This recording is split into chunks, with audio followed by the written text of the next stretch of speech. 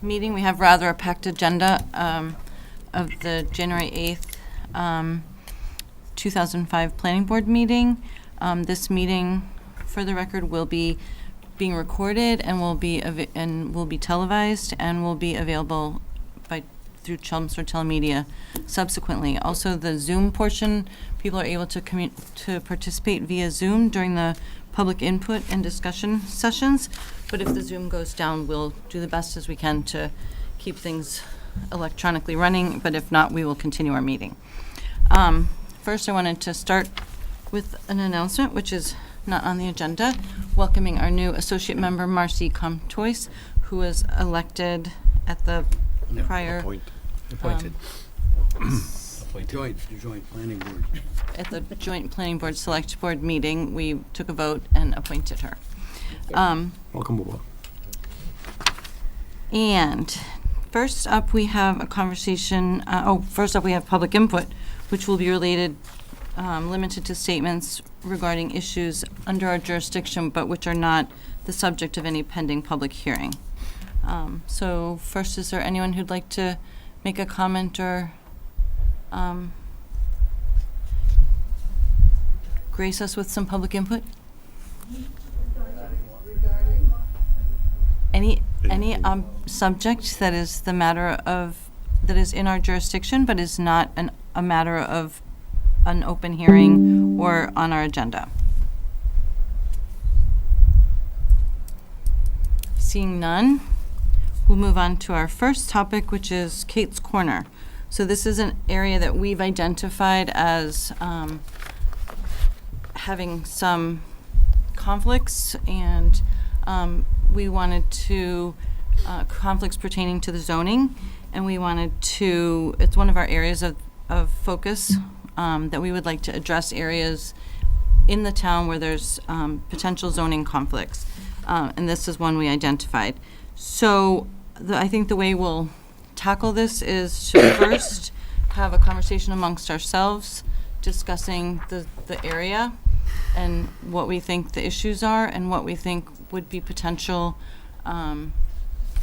thoughts for the redevelopment of some of the parcels, and then we'll open it up to public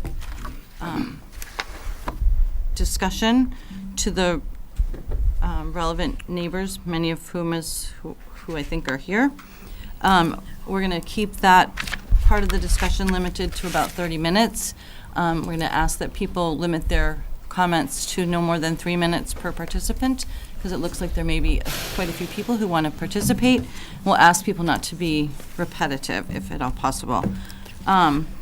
So let's start with our part of the conversation. For the record, Anita Tanini has joined us, making us having a full complement now. So regarding the area at Kate's Corner in the Byam Village, there is part of the areas IA, some is CB, there's residential, there's also I think a CA, and so there's a lot of different zoning parcels within a small area. So if we could maybe start, I don't know, Joel, do you want to start, or Mike, you want to start? Well, I just wanted to ask the question. I'm a little bit curious about the history. How did it get that way? I mean, busted up into at least 3 separate zoning districts in such a small space is a bit odd. Almost smacks of spot zoning. How did it get that way, Evan? And that might tell us something. I don't know the specifics, but it's been that way for well over 25, 30 years. It likely dates back to the 70s and 80s. And my guess is at the time, they were zoning for primarily what was on the ground. But in this case, the fact that Lockheed is split is a little puzzling, but someone in the audience tonight may know what the history was of the CA portion of Lockheed dating back to the 50s, 60s, and 70s. Maybe there was a building there and a business there that better represented CA zoning. Point of order, I'm sorry, it doesn't answer the question that he just posed. Has the virtual meeting started? We have someone who just said they're trying to watch from home. I don't have anybody looking to join on Zoom. I've got somebody trying to join on Zoom.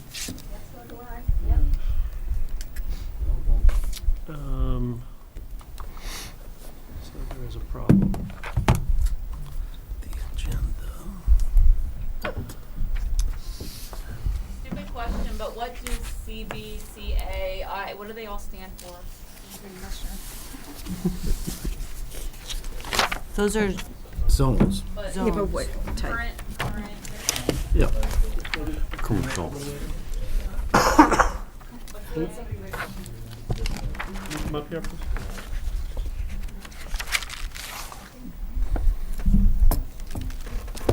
I can send somebody an email for the proper Zoom. You have an email, and then you can forward to them? Where are the codes listed? Apparently not. So you can read it to them. Yeah, hold on. I've got to look at it. Does anyone have the page that has the codes listed to them? Yeah. It's attachment, yeah. But, no, you have it. You didn't miss it. No, I'm trying to think what it is. We're I having see it, technical but what do they mean? difficulties. What's it stand for? Oh, I think that's actually in the zoning thing itself. I mean, I know what they stand for. I wanted to read it or have it read for them. So it's, I don't think we're going to read that. I think we're going to kind of just go through all the. It's really more a matter of what's actually covered. Is this Zoom link not correct? Yeah, that's a good point. Is it a broken Zoom link? I think the one that's on the agenda is not correct. This should be interesting. Is there, yeah. Okay. Connie, C-E-S-A-R. That works. Email. Or- So while we're sorting out the Zoom link, for people who don't know what the zoning codes are, they're districts, and on page, 195:5, Article 2 lists the districts by types, and then if you look online, you can scroll through and educate yourselves about what the districts are in your neighborhood, and then there's a zone use table that's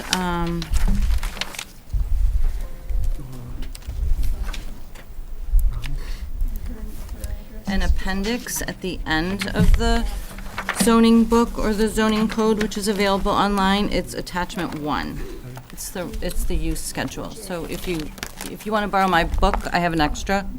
You could take a look at it and pass it around if people aren't familiar. Could we just read the ones that we're dealing with tonight? Just what they stand for? No, is that, because we're dealing with what, CA, CB, Yeah. NIA, Yeah. And then all surrounded by NRB. residential. and RB? So, RB's pretty standard. Do you want to, I can do it, right? Everyone do it? So RB is Residential B District, which is a low-density, single-family residential district. So RB is single-family.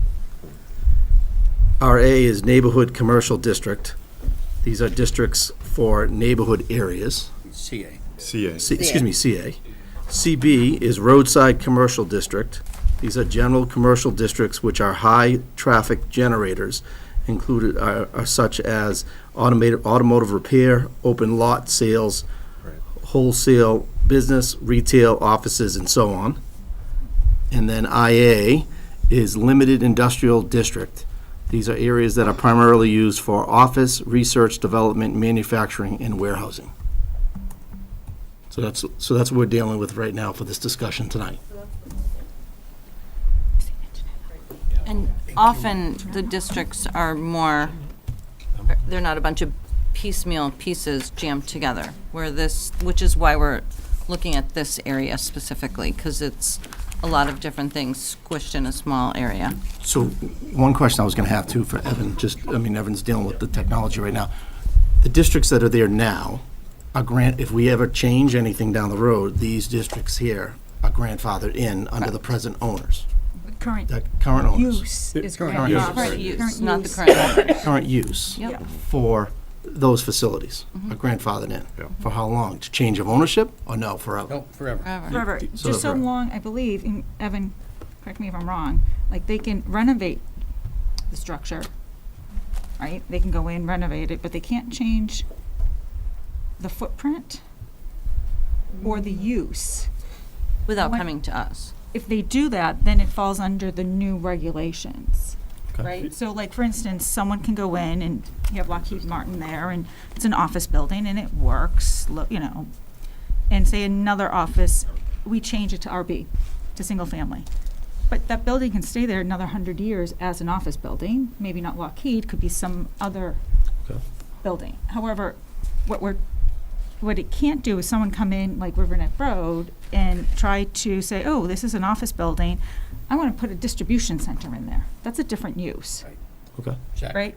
So what's ever in currently, they're grandfathered in, that's not going to change.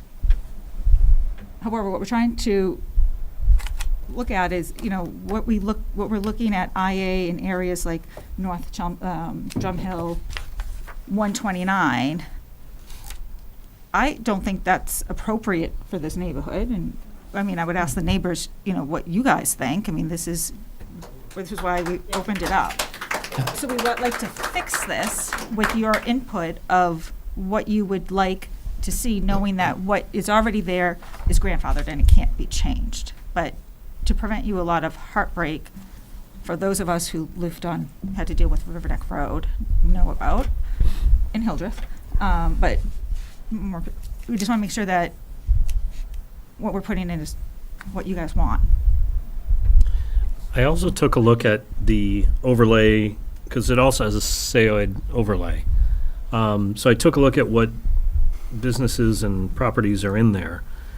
And 2 of the properties are town-owned properties. One is a church that is under the Dover Amendment, and it really doesn't count towards any zoning anyway. One is a general store and a pet supply store in CA. And then in CB, we've got a gas station, the Maxwell property, and then 2 town properties.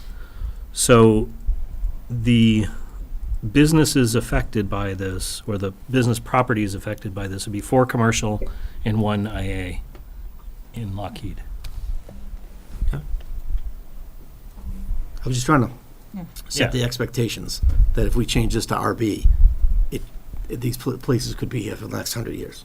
Could be, I'm sorry, I didn't hear you. This use could be still used, the present use could stay there. I just wanted to set the Forever. expectations for the public, that if this does end up changing a zone or making recommendations, there are grandfathered in portions of this. And any zoning change that we propose would have to be brought before town meeting. meeting, yeah. That's correct. And be approved by town meeting That's to actually amend the Yep. code. Yep.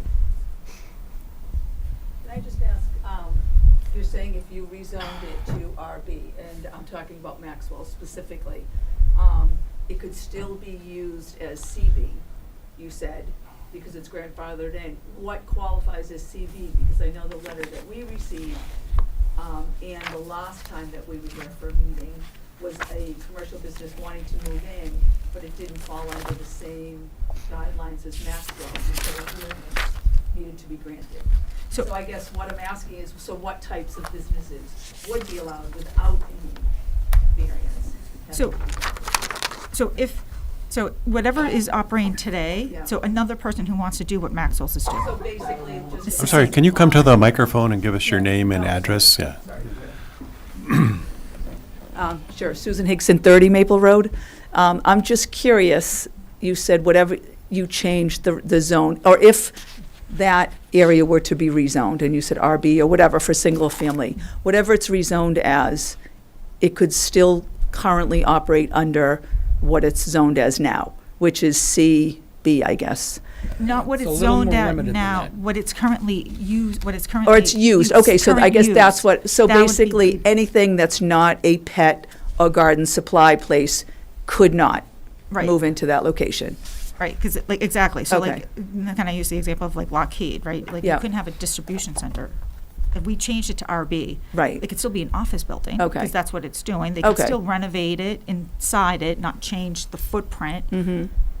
But they couldn't all of a sudden put a distribution center with Okay. trucks going, Okay. an Amazon, right? Like, so that's what we're trying to prevent. Okay. Is, like, we're trying to look at the zoning across the town Mm-hmm. and see these areas that aren't really consistent with how it's working, right? Like, Yeah. what's around it, Right. what Yeah, people I mean, and I want. think Or how that's. we would like it to How be. we'd like it to be. Well, I was just yeah. going to say, that's in our best interest, and ideally, it would be zoned as RB, and so nothing greater okay. than a pet and garden So we were supply. clarifying your question, Yeah. and now we're going to go back to our conversation amongst Okay. ourselves, and we will subsequently open it up for public discussion. Great, great. Okay. Joel, do you have? Just very quick, it seemed to me that it was a little bit backwards to have the CB up against the residential and having the CA being the roadside when CB is roadside commercial. So I would at least want to make the CB something other than CB, which would be CA or residential, whatever. I think the IA I don't think that's an appropriate place for IA. I think that something more commercial would be appropriate, and then I think the CA along the roadside could be a CB, but again, I would leave that. I would want to hear from the residents about that. So that just, in a nutshell, that was what my thoughts were on that area. So make it more gradated. Yeah, so especially take the part that the more impinging commercial zone is the one that's actually located in the residential area, and it's roadside. CB's roadside. It's not anywhere near roadside, and the one that is on the roadside isn't roadside. So that just straighten that all out.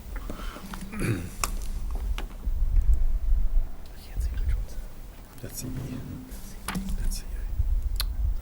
That's IA. That's CB. Mike? No, I want to hear what the neighbors want. Yep. and, Yeah.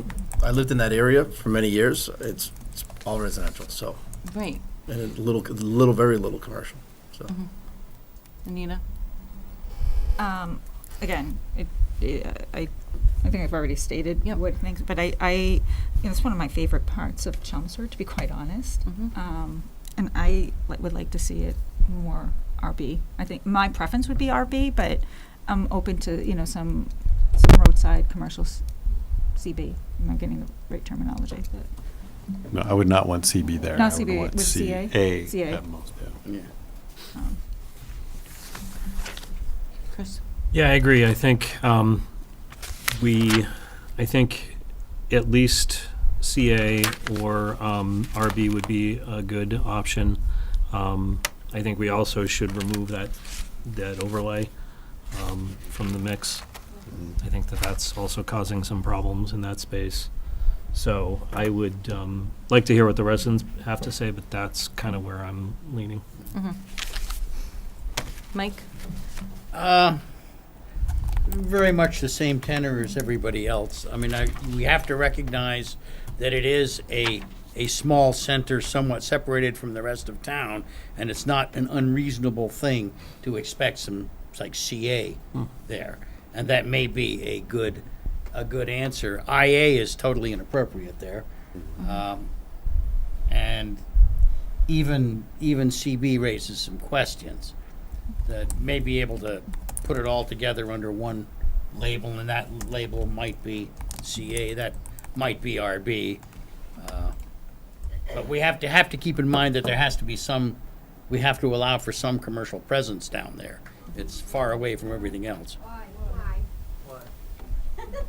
Yeah, I would, they said it, but. No, not additional. I guess, Well, they get grandfathered. Okay, you know what, we're Yeah. gonna get ready to open up the public discussion, please. so I guess, but I do have that question, they kind of said it.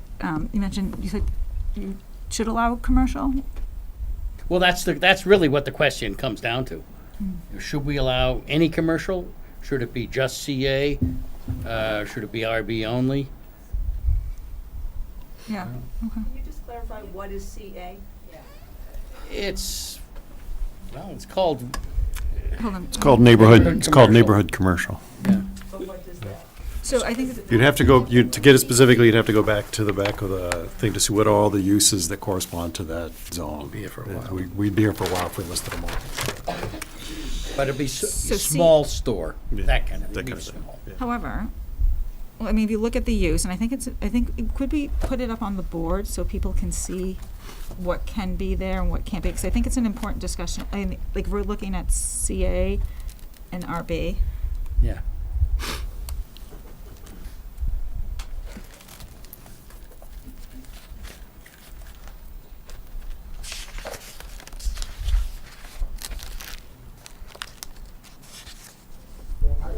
It's fine with this side, and we can hopefully get back. Whoever's on the Zoom, could you please mute? All right, California on fire, that's the so the one picture is coming out of the other area, our heartbreaking. Can you please mute your, Can we mute them? who is that? Shelter told me to commute them. I mean, I should be able to. You got it? Okay. Okay. And we should be able, you guys tell me to turn off your camera too.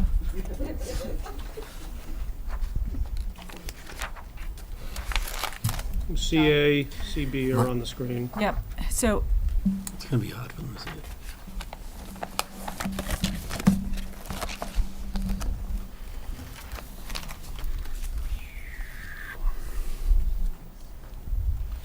Essentially, CA is what you see on the Westland side, the commercial side, adjacent to the Westlands on Chelmsford Street.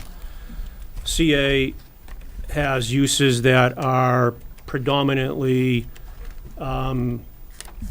complementary to residential neighborhoods, smaller scale as well. CB is very permissive. As you can see, it allows hotels, motels, retail of all different kinds, motor vehicle, sales and repair and services.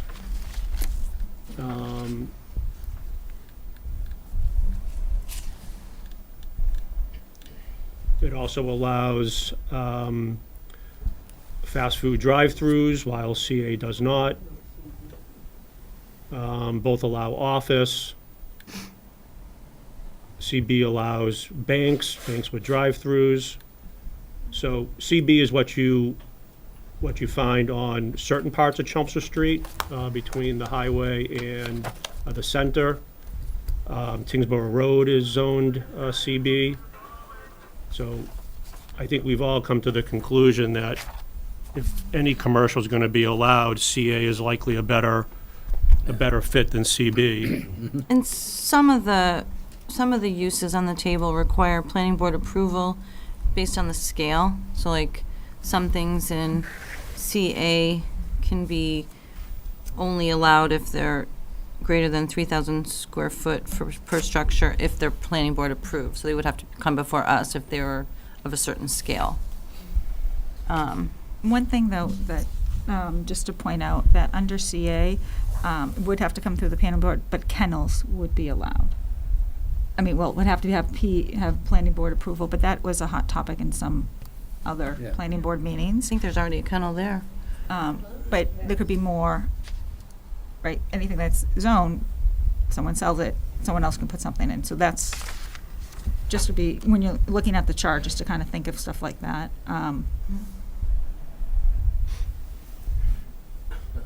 Okay. John, do you have anything else that you wanted to highlight? My initial thoughts, just looking at the zoning map, is that I would be in favor of eliminating the IA. I did notice that one residential property on Parkerville Road was zoned RB, the rest were zoned CB, which seemed a little out of place. And then my other thoughts would be, would it make sense to rezone the two town-owned parcels as P for public or not? They're effectively that anyway. Which ones are the two town-owned parcels? They're down, All by the beach, Okay. Oh, yeah. parking lot. Yeah, that's kind of,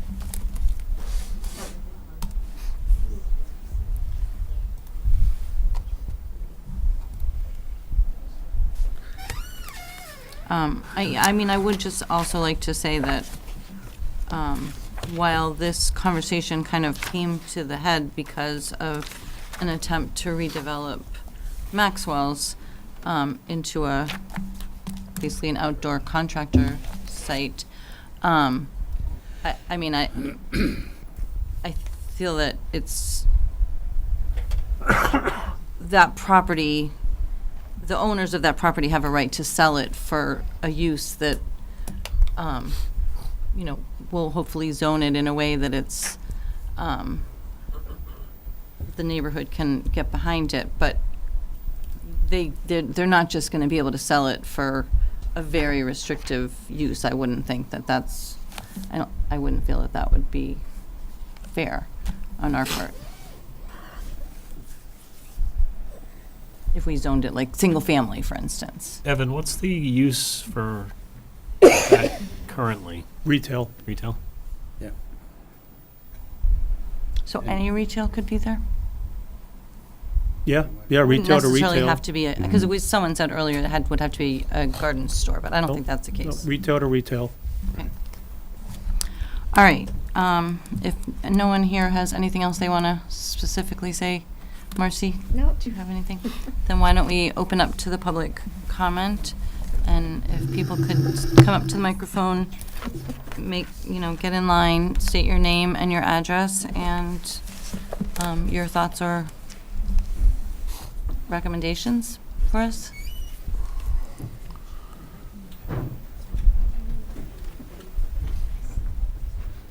Hi, my name is Maria. Maria Carries. I live at 10 Parkerville, and so there's an area behind Maxwell's that ends up being, or part of Maxwell's is right behind my house. So obviously, having contractor yards right behind my house is certainly not ideal. But I am open to CA if it's as described here.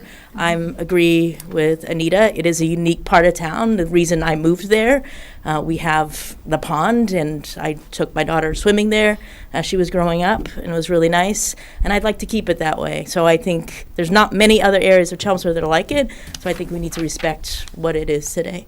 And I would like to keep Kate's Corner there. So I want to make sure CA is. I support Kate's Corner as much as possible. Thank you, guys. Thank you.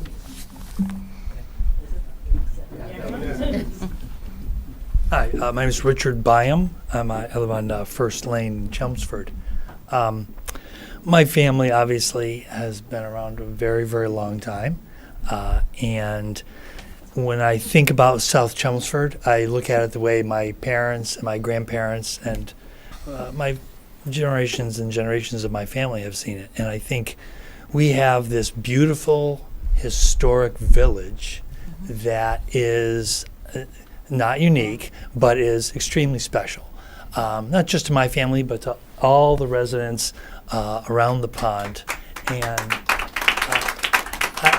I would say that each time I drive through there and I see that little sign that says the historic village of South Chelmsford, I have a tremendous amount of pride when I see that.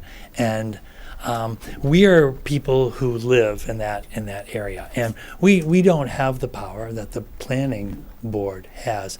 So you are our representatives. You are the people who make the decisions in our behalf. And I would say, not just for myself, but I think you're going to see this from a lot of the residents.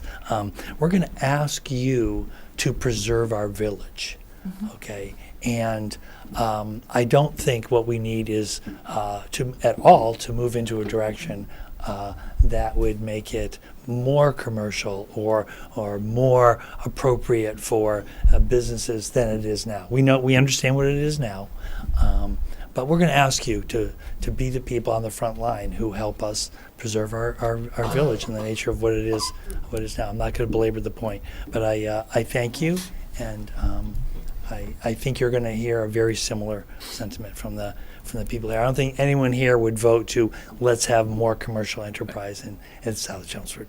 Probably So- not up here either. Okay, well, thank you so much. I appreciate it. Hi, Steve Christopher, 26 Fifth Lane, and thank you guys for all. You seem like you're all on the same page here. I had a list of questions or a list of not demands, but this isn't the forum for that. It may be down the road, but I just wanted to bring up real quick, too. Rich did a great job with the South Chelmsford Village. It is such a quaint thing. A lot of people don't even know about it down there, but if they drive through, it's incredibly beautiful. But I'm going to speak to it from the pond point of view. Going forward, as residents on the pond, many people that are here have been here 30-plus years. We've spent hundreds upon thousands of volunteer hours and hundreds of thousands of dollars preserving that pond. And we will fight the fight every step of the way, whoever seems to come in there, but we are the stewards of that pond. And by being in that organization, it's made me a better person, but to make it even more widely spread is everybody gets to enjoy it. And we do most of the work to keep it that way. So I would just suggest and hope, please, in the future, whoever comes along, whatever we decide upon tonight, that we do keep that beautiful, beautiful piece of property, that hot pond, in mind. Thank you, guys. And just a point to clarify, we're not going to make any decisions tonight. This is just a first step of hearing from the South Chelmsford community. Karen Griffin, 12 Parkerville Road. I am 100% in favor of removing the overlay, which is what I heard you guys say. I don't like the fact that my house is residential and the rest isn't. So I have no plans on moving. This is my retirement home, so I'd rather keep it the way that it is. Similar sentiment to everyone else. And if we can do something with the former Maxwell's property that improves the area, that would be most helpful. Thank you.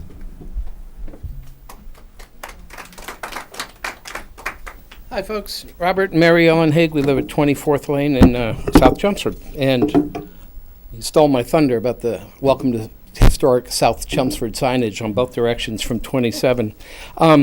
I liked the line that you said earlier, that we're trying to decide what to do with many uses crammed into a very small space. And I think everybody's concern here is, please don't put anything more into that small space, is why we're all here. You have a public beach that is served by the pond. It's a community resource that belongs to Chelmsford. It's used by all the members of Chelmsford. You have the walking and the bicycle path there.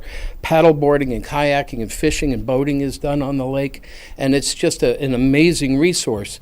But as was mentioned, you might remember that 3 years ago and 2 years ago, there's been a huge algae bloom that closed the beaches.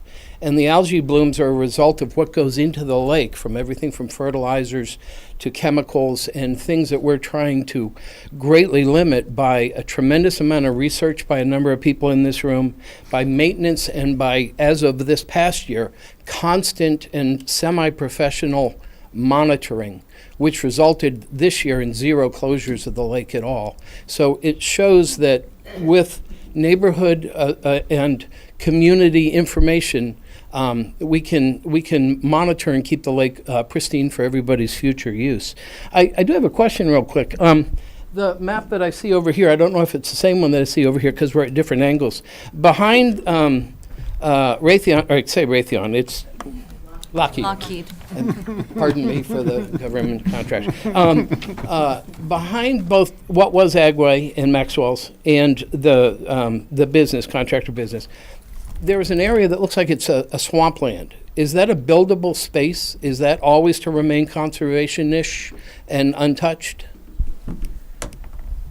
They'd have to have an analysis of Area it, here? but if it is truly Yes, sir. wetland. Yes. Again, I think what we're all concerned about is what might go in there, and what we wouldn't want to see in there is something like a condo association that can suddenly claim to be a lakeside condo association with a walking and bike path.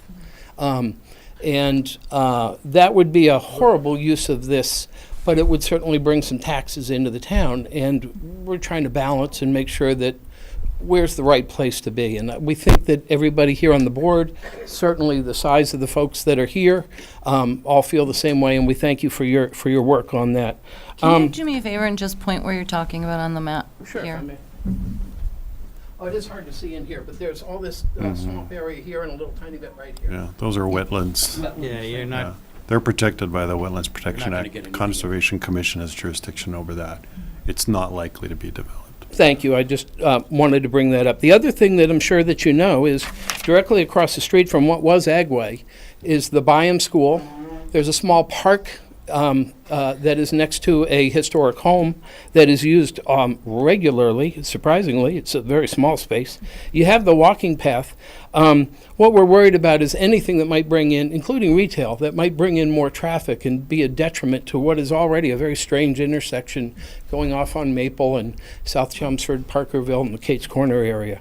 I don't want to take up more time, but I just, again, would like to just touch that we're real concerned about the environmental impact that anything that comes in here, because it is so sensitive, because it's so small, and because already there's so much in and around there. We thank you for your efforts, folks. And just to clarify, 3 of those properties are town-owned On the wetlands? in the wetlands area. Ann Soboleski. I represent Lockheed Martin, and I'm here just to provide some commentary and color with respect to our facility. I mean, our facility is the only property zoned IA in this area, but it has been there since 1964. We have been a good neighbor. We haven't had complaints from the residents, and we employ a significant number of people in Chelmsford, some people from Chelmsford. We provide tax revenue to the community, and to say that just because it's grandfathered, that's not going to have any impact on our operations is a little bit facile. I mean, yes, we could reside the building, yes, we could repave the parking lot, but if we need to make changes to our business and operations, there's a possibility that that would be considered an expansion of what would become a non-conforming use and could present a significant problem for us. It's also the situation where I understand that you wouldn't want a distribution facility to come in if we were ever to close down and the property were to be sold, but you would have to find a buyer who would conduct the same exact use. You know, any change could be considered an unpermissible expansion of a non-conforming use. So it seriously limits. It's not a case of if we were ever in the future to sell the property, it could just be used as an office building, because someone could challenge that. It's not as simple as that. So I would just like to reiterate, I mean, we've been there for a long time. We've been very good neighbors. People wanted some shrubberies planted. We planted them. We have a lot of outreach to the community, and I do have some folks from the facility here who can provide some more specific information. But we're very concerned at the possibility that a zoning change eliminating the IA use, which covers our facility, could have on our business operations both now and going forward. Do you guys want to add anything? Thanks.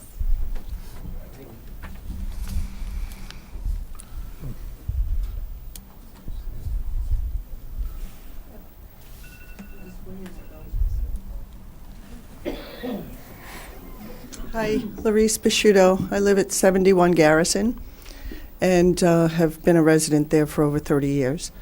Enjoyed much of the area. Agree with all of the residents around that we would prefer it just be residential, regardless of the businesses that are there and the good neighbor that Lockheed Martin may be. These are people's homes, lives, and neighborhoods. There's a school right there. The pond we know, the walking path, all of this we know, everybody's talked about. It's a neighborhood, and everybody uses it as such. So to increase it in any way commercially would be against not just the immediate residents, but the impact to everyone. We saw the impact on Garrison Road of all the condos on 110. We now have 10,000 new neighbors, and guess what roads they use? All of ours, right? The trucks go there. People are, flying down the road all the time.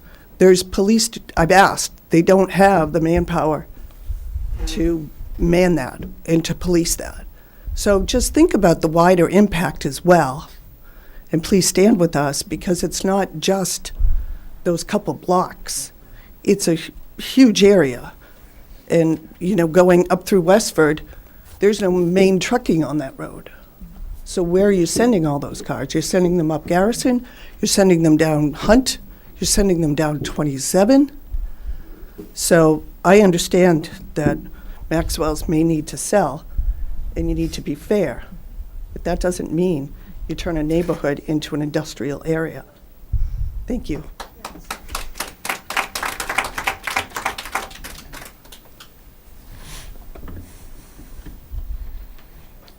Good evening. Michael Kavanaugh, 12 Parkerville Road. A couple of comments prompted me to come to the podium. Impact and traffic. I can personally tell you that the road, or rather the road that we live on is very busy with speeding cars and big trucks, and our house has a very sharp corner. I think we've rebuilt our stone wall 4 times, thank you. I think our neighbor has had a boulder hit by a vehicle that moved the boulder several feet. So I'm seriously concerned about any increased traffic in the area. Again, we appreciate your efforts. Thank you for your time.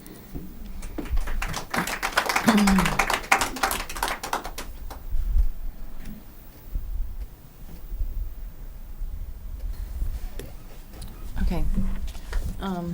So if there's no further. Ellen Marsison. I'm at 110 Garrison Road. So I'm not right on the pond like many of the neighbors. I'm up toward 110, real close, like 3 houses down, right after that dip. What this gentleman was saying is correct. The speed of the trucks on Garrison Road, we just had a mailbox put in, and they asked why we didn't want to put it on Garrison. I said, I don't want my kids walking out to that mailbox. The asphalt trucks from the asphalt plant use Garrison as a cut-through to get to 27. High truck traffic ripping up the road. Every spring we clean the potholes out of our yard because of the high truck traffic ripping this up. And just, something to consider. If something commercial was to go in, something big, for example, at Maxwell's, we're living this up in Windham, New Hampshire. There's a small pond that was not regulated. We have a summer place up there. And this is the first year it was classified as an urban lake. It's a spring-fed, beautiful, beautiful pond. Lots of year-round homes, like what was mentioned, the fertilizer, the damage. It's a big cost going in trying to fix this. There's an improvement association working on that. So the cost to the residents, to the town, to fix something once something gets in there could be really, really large. So something to consider. Thanks. Thank you. I'm sorry, I'll be very quick. My name is Elisha Harper. I just moved into 1 Lakeside Avenue on the pond. I moved in with my 5-year-old son. I feel incredibly lucky to have moved into this area. I've been really excited. So the idea, he's going to kindergarten at Byam in the fall, and the idea that he has the opportunity we could walk to school in the morning, the idea of any type of increased traffic does scare me and make me really nervous, and anything we can do to try to avoid anything like that would be much appreciated. Thank you.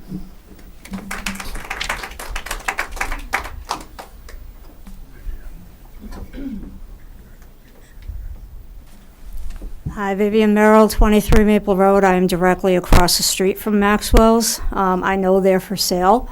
I guess this whole thing just kind of confuses me because I don't know who's looking at this property or what they want to do with it or how it can be redeveloped. What is stopping like a 40B developer from going in there and just building a whole big massive building if it's zone commercial?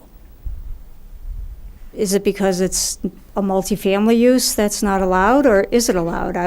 I guess I don't understand a lot of the zoning stuff. So 40B, if they come into the town with a 40B, that doesn't matter what the zone is. Right, That so. supersedes Anywhere in the town. Anywhere in the town. So that could happen.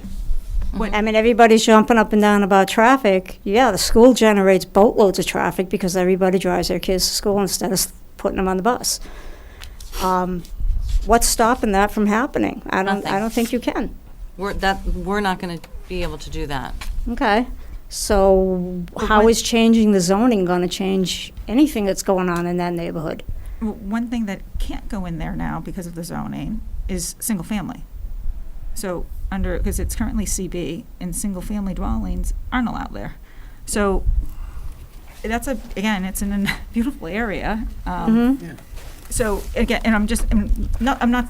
I'm one way or like, the other. This I is don't your understand a neighborhood, lot of right? this, Like, yeah. it's not, like, I live in East Chelmsford, this is your neighborhood, but it's, I want to make sure what we do, it makes sense for everybody. I'm not saying it should be one or the other. But, I think even to your point, you don't want to limit Maxwell's, but to me, I think we are limiting it by not zoning it RB, because I think that'd be a beautiful place for some homes to go there, in a beautiful neighborhood. So those are the kinds of things I wish. So you'd have to subdivide the lot. Yeah, but right now we can't, right? Like, if they even want to keep that opened as an option, they really can't do that. So again, does seem like there's a lot of concern about what will go in there, because it's not what it's Oh, closed. yeah. I just want to open up, I want to make sure how we fix this works for everybody, majority of people. Okay, I mean, yeah, I'm gonna say it's gonna be hard where you don't know a lot of information that. But we know what people, it seems like we kind of know what people don't want, Mm-hmm. and that is information. And, that's a starting point. I mean, how many house lots could you fit on that parcel? It's 1.87 acres. Yeah, Yeah, but the way it would take some dancing. But it's got that length, that long length, you gotta have frontage, so. That's a problem with my parcel. It's got a very small frontage, but it Goes all the opens way up down, out see? back. I tried to subdivide it 20 years ago, and I was turned down because I was gonna create a traffic hazard by putting another house back there. So, I don't know. Probably one or two. Okay, Hello. thank you, Vivian. Okay. All right, so I guess we've heard, Hi, my name is Pam Byam Rivard. My family has been here a while. I just wanted to reiterate what my neighbors have said about how hard we have worked to revive the pond, take care of the pond. What you may not know is the area you're talking about is in our pond watershed. What makes it unique is that everything that hits the ground in that area will eventually go into the pond. That's the way it is. Most of our watershed is in Westford. And we are working very hard to get Westford to support healthy conditions for our pond, but they are not very cooperative at this point because most of our pond is in Chelmsford. So we're working on them, but I think the least we can expect, I would hope, is that Chelmsford would support the health of the pond and the watershed area there. So I'm asking for your help there. And also, when we talk about cluster housing, you're talking about it again around the pond. And that is not a healthy environment for the pond, and it also opens up a precedent for other parcels being developed as cluster housing around this very precious natural resource. So I thank you for your attention to this matter. Thank you.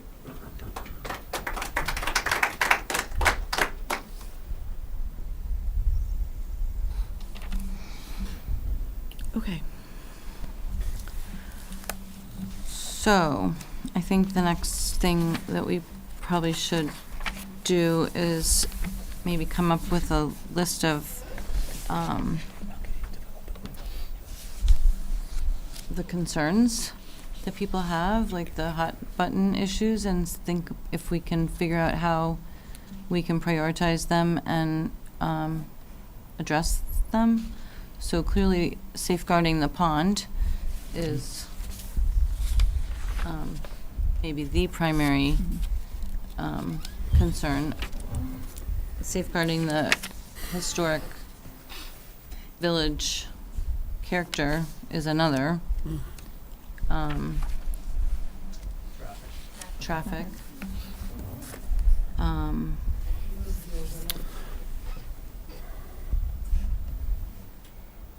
Well, that would be a solution. Right now, we're trying to talk about the issues. I mean, half of me says, okay, let's go with RB, right, on the whole area, but you can't, because, I mean, now you hand tie and Lockheed Martin, right, from future growth, for anything. So how do you manage that? But how do you, but if you. Okay, now we're having our part of the meeting where you we leave discuss. it IA, change it to RB, you're turning into a River Neck Road issue. Right. Where there's residential, single family right next to IA, which is here, which is kind of buffered now a little bit, but I'm just trying to think of all scenarios that not even that will solve for now, but also 10 years from now. That we're not going to have that River Neck Road issue where there's all residential in IA. Right. You know, and there's no buffer. Yeah, I think IA is way too broad.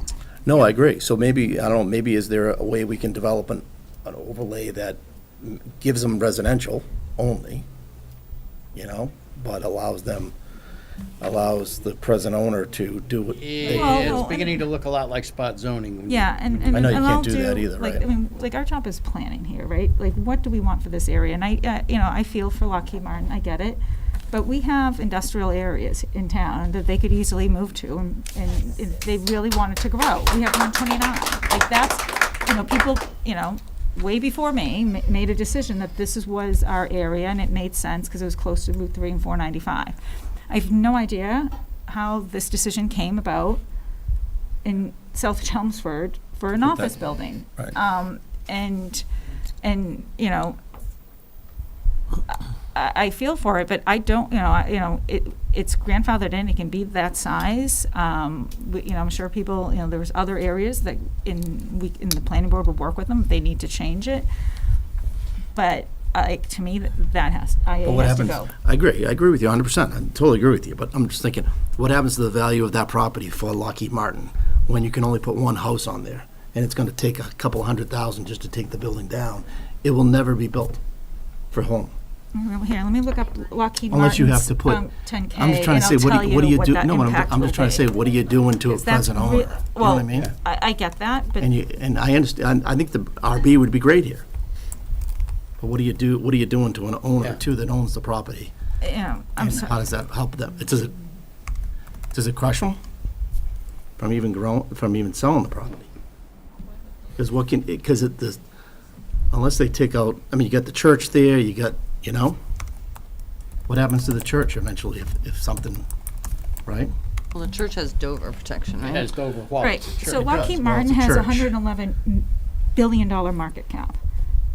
I don't think this property is gonna touch a dent in it. So quite frankly, like, I agree. I'm not, like, I'm just trying to, we gotta think of all market options. capitalization, $111 billion. Okay. I just And don't I'm sure see that the there are issue. plenty, if they wanted to sell and move to a bigger location, I'm sure there are a lot of developers that could buy that up and put a number of single-family houses there. Would be non-conforming though.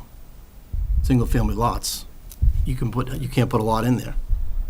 Right. With the frontage and a public roadway, you couldn't do it. You could subdivide that. into- Subdivided probably be non-conforming though. Maybe Two three. homes, 3 homes? The way some of the developers are pushing density, you could put more than that. Well, you're only allowing single-family though, Yeah. with all the setbacks. I mean, I think it'd be great for the area. I think Maxwell's especially. That whole area should be definitely RB. But even if we kept it IA, I'm not sure we would want Lockheed Martin expanding. Oh, there. no, I'm not saying keep it. It's IA. not a Try good place for how do you- expansion. I'm just saying, how do you keep the present use so you're allowing the present owner to do their business? And there's an overlay on there that's future for what's the end-up goal that we want to do there eventually. You know what I mean? Would be grandfathered, wouldn't Yeah, no. When the existing use be grandfathered, Right. so. So, yeah, and again, I'm just gonna reiterate, they have a $111 billion market cap. This is rounding. This building is rounding for them. Like, trust I me, think- it's round. Like they could write it off and it wouldn't affect their P&L. I think generally we can agree that the CB area that includes Maxwell's should go to something less than CB. Yeah. And so whether it's Residential. RB, it seems like everybody's leaning towards RB, so that's you pretty could- clear. Okay. If we're not really willing to get rid of IA, and I don't want to express a distinct Okay, opinion right. on that one way or the other, you could at least view it as buffered by CA. Right. Surrounded and buffered by CA, at least there'd be some logic to it. Okay. So, What would so you- what, what so do it you goes suggest? from, when it goes from CB to something less than CB, Yeah, would be CA. what it comes down to would depend on what we think about the IA. Is that? So are you're we saying the generally whole agreed on area would be CA? Or We'll get rid of the CB, definitely. CB is? That's all I'm light saying, is I color. think we can all agree that CB is the light. area that includes Maxwell's at CB should not be CB. Right. So I think we can Correct. all agree on that. And whether that ends up being, we think it should be CA or RB, Mike is raising the point and others have raised that that would depend somewhat on the IA, because we don't want to create a zoning conflict between residential and IA. Right. So I agree, so that's a factor to consider. And the other thing I would suggest is that the CB, we might want to consider the lower part along Route 27, whether we would want that to go down to CA as well. Yeah. Well, that's only one property. Because the other properties are all town-owned. Yeah, can we- Okay. who's the owner of that property? Well, we Can can just zone them ask anything them? That's the we gas want. station. Town Gas do what they station Can we want. just ask them? And then there's wetlands there. 'Cause if that- Okay. Just trying to, So just trying to that's- establish it's a what it gas is we're station, agreeing CA. on. No, no, I agree. I'm just trying to figure it out. Can I ask a question? If you were to change any of them to a higher level of commercial or industrial, We're only talking about making them a lower Yeah. I'm trying to downsize. okay, so there's Everything no is- conversation to go higher? No. No. No. So any change, I was just curious, what my question was going to be was, are there any requirements for environmental impact or neighborhood impact or anything like that when you make any sort of changes in your zoning or Depends planning? on the particular use and the requirements in the bylaws. Okay. Some will. Some will for like town And of course, or this is state or there's this federal? watershed area, I guess. There are a bunch, there's a whole other set of requirements that have very little to do with what's in the zoning bylaws. Okay. That will control also. Unless the zoning is changed, or, I'm just curious, I don't really know anything about it, but just didn't know if you were required to get any sort of environmental impacts on any changes that you It make. depends on the use. Are we talking about zoning change, or are we talking about an application for the use of the land? I think she's thinking Because, application. I think you're thinking I'm not- application, because somebody, proposes to do something on a piece of property, then yeah, depending on the conditions, there may be impacts that have to be filed or whatever. Okay. But for us to rezone it, I don't believe we have to do No. any sort of environmental impact analysis or There would be anything. nothing to, Because we're not building we don't know what anything. the Yeah. impact would be, because we Okay. don't know what the So use would be. You would wait until, see what the use Until there's is. Yeah. Use A proposed. proposal for use. Okay, all right, thank you. Sorry. And just to be clear, we're just zoning, we're not building anything, so we don't know what could go in there. We're just trying to zone it for what, Zoning allows certain types of Right. what could go in there. yeah, So that's the starting point. yes. Right. And so that's my concern with the IA zone, is that while Lockheed there in its present form and size is okay for me, all of the other uses allowed by IA are absolutely not okay there. Right. So, On that point, why not create or consider creating an IA1 or an IA2 or an IAB? for what? So that we could just put to like, do that What Chris is saying is you would do that town-wide.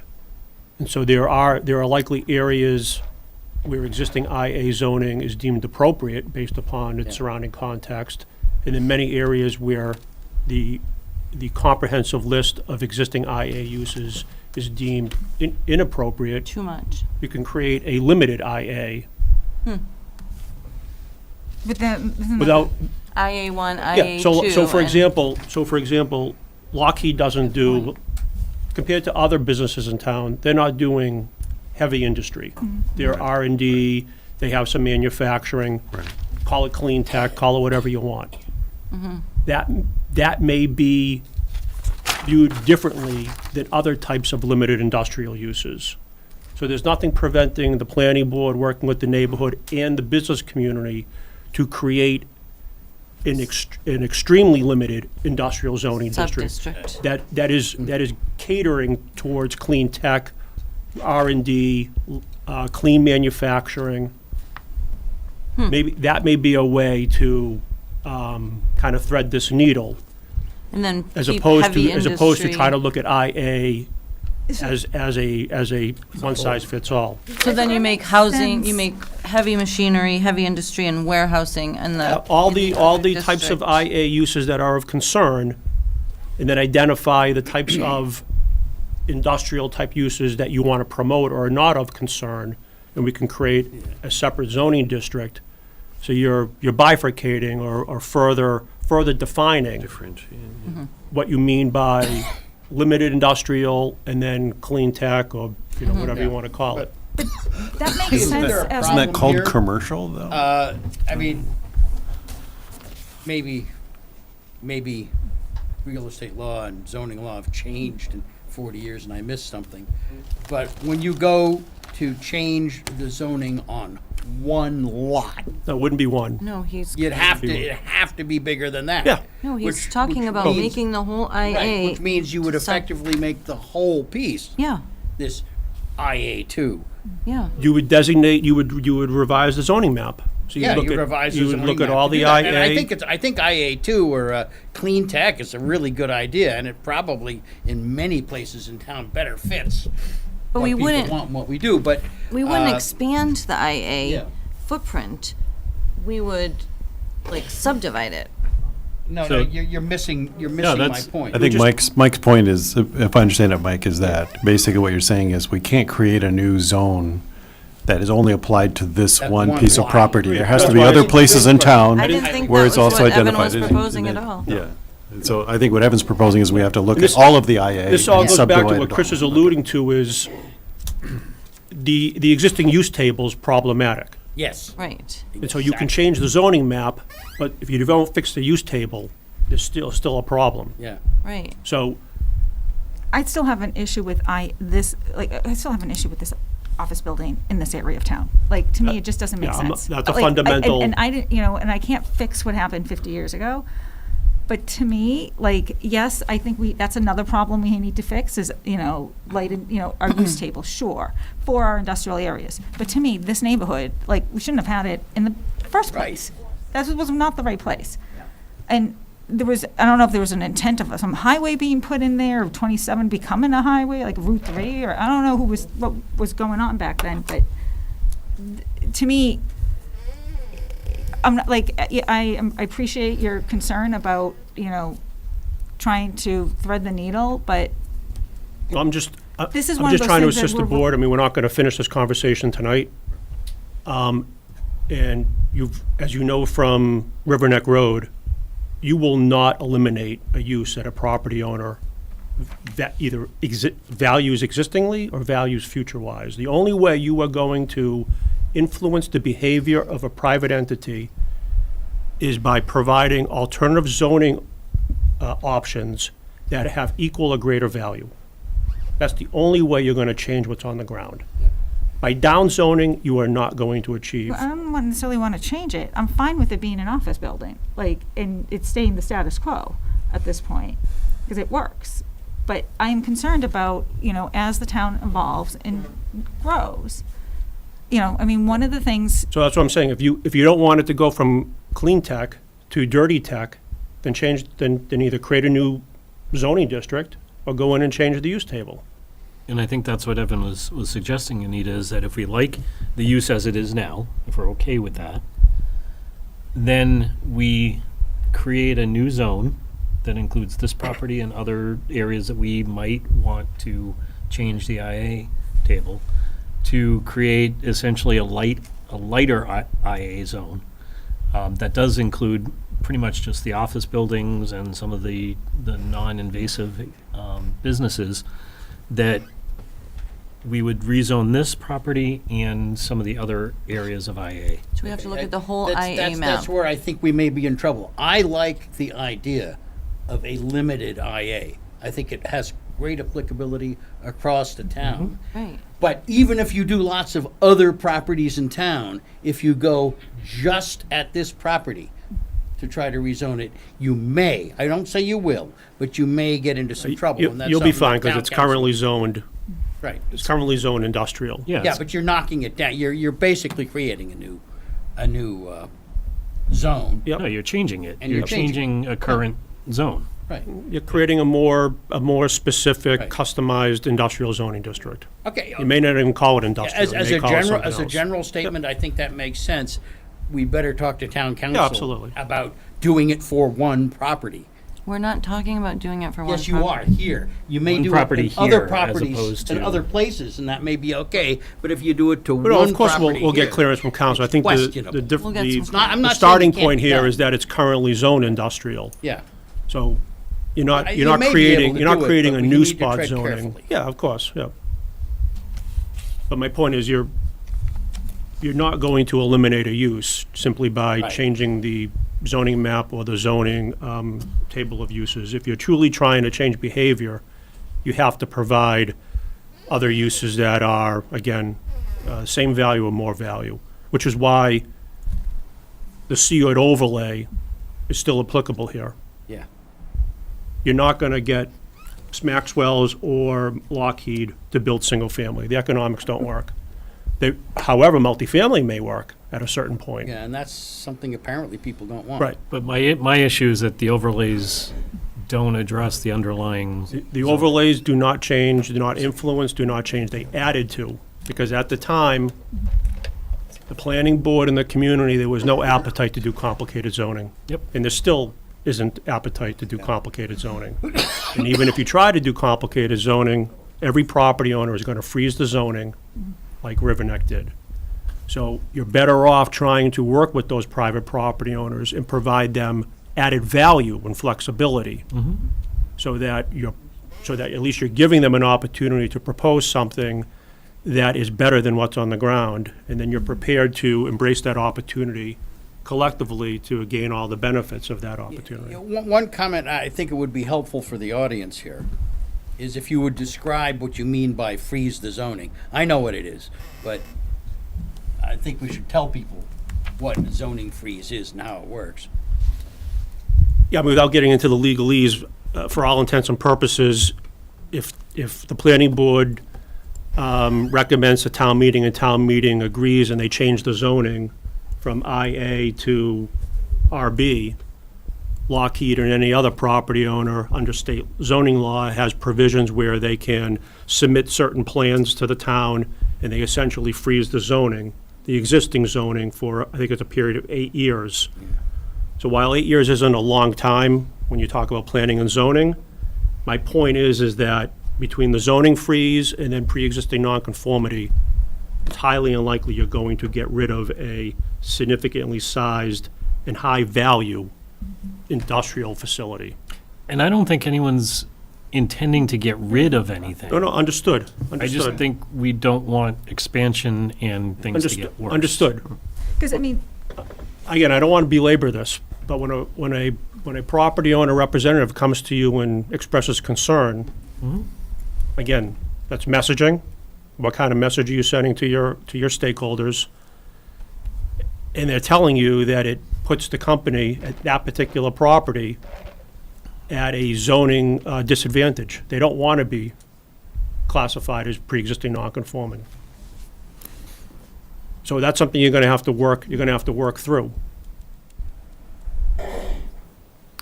But simply zoning it RB doesn't create any opportunity to solve any problem. The economics are never going to work. So I'm thinking currently what is CB on the west? The part of CB that's actually in people's yards becomes RB. The Maxwell's becomes CA. The IA becomes this IA light. The CA, where Kate's Corner is, stays the same. And the CB that's below it that has mostly town-owned land becomes either some combination of CA or public. Yeah, so you're looking to clean it up, reflect more accurately what's actually on the ground, clean it up, and then do some down zoning, and then this new light industrial 2 or whatever.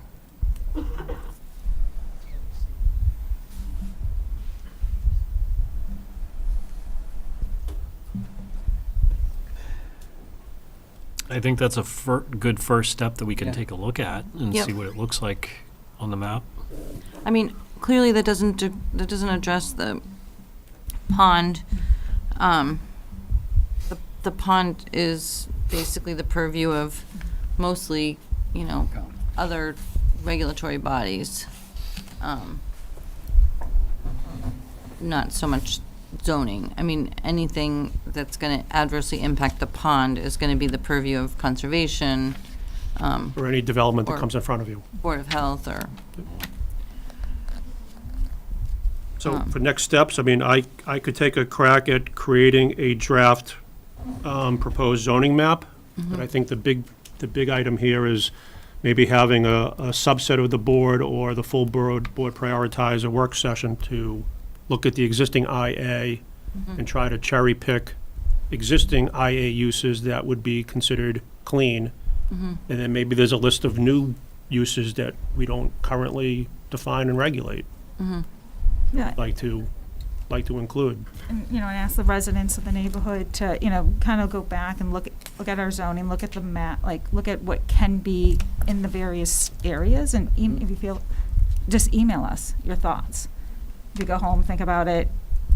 Now you know what some of the CBs, CAs, RDs are, but, look at the chart, and what is, what's allowed, what isn't allowed, and feel free to reach out to us. And we'd likely have another one of these, another Yeah. form. Oh, yeah. Yeah. Oh, yeah. All right, so should we put this on our agenda? I don't know how the next meeting looks. We'll have the one that is continued today. I think January 22nd looks full. Okay. Yeah, I'm gonna say, Probably looking at February, one of the February meetings. Okay. yeah, I mean, this does not sound to me as if it's headed for Springtown meeting. No. So, No, but if we can We're try not to in a get it for super rush. fall town meeting, that would be ideal. I think fall would be ideal. So we put in front of fall town meeting. Do we also want to just kind of, I think it's important that people understand the process and the citizens' rights. Like, anybody can propose a warrant article at town meeting. Like, it doesn't have to be presented by the planning board. Ideally, we like to work together with people, but it's not, I don't want you feeling that, like, we're doing something to you, right? Like, every citizen has a right. No, I mean, that's not our intent. It's certainly not our intent. So every citizen has a right to do a citizen's petition and to propose to town meeting. If there's something that they don't like about our bylaws, our, what have you.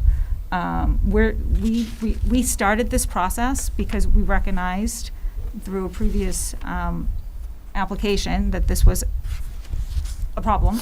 So we're trying to get ahead of it and Make it better. And make it better. But, I don't want you, I really, I just want to make sure people understand. And you can do that at the state level too. As a citizen, you can propose legislation. We all have that right as citizens. So I just want to make sure people understand that. Thank you. Thank you. Okay, so Can we target the second meeting in second February? meeting in February, Yeah. at the beginning of the meeting. February.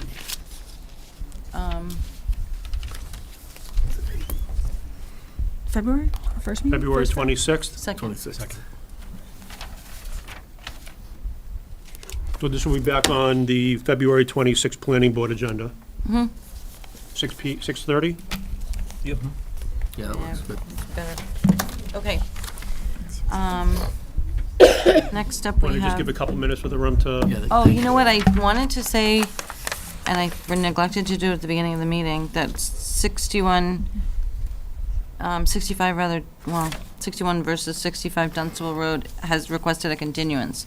So if anyone here is here for that property, we haven't granted the continuance yet, but I believe that there will be one, so.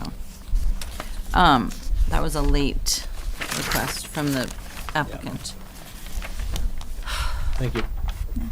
Thank you.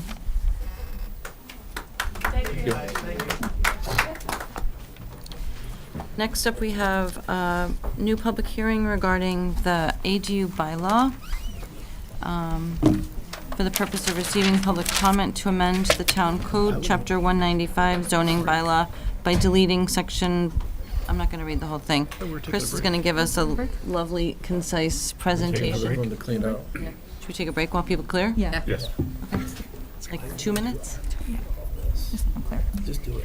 That's what I'm saying, RB this, Yeah. the Why part can't is you to be, take and where leave the the bike CA, path is make and that move that? CA instead of CA. What's that? Start with the bike path. There's everything on that side of the bike path. Am I Start just with looking the at bike path.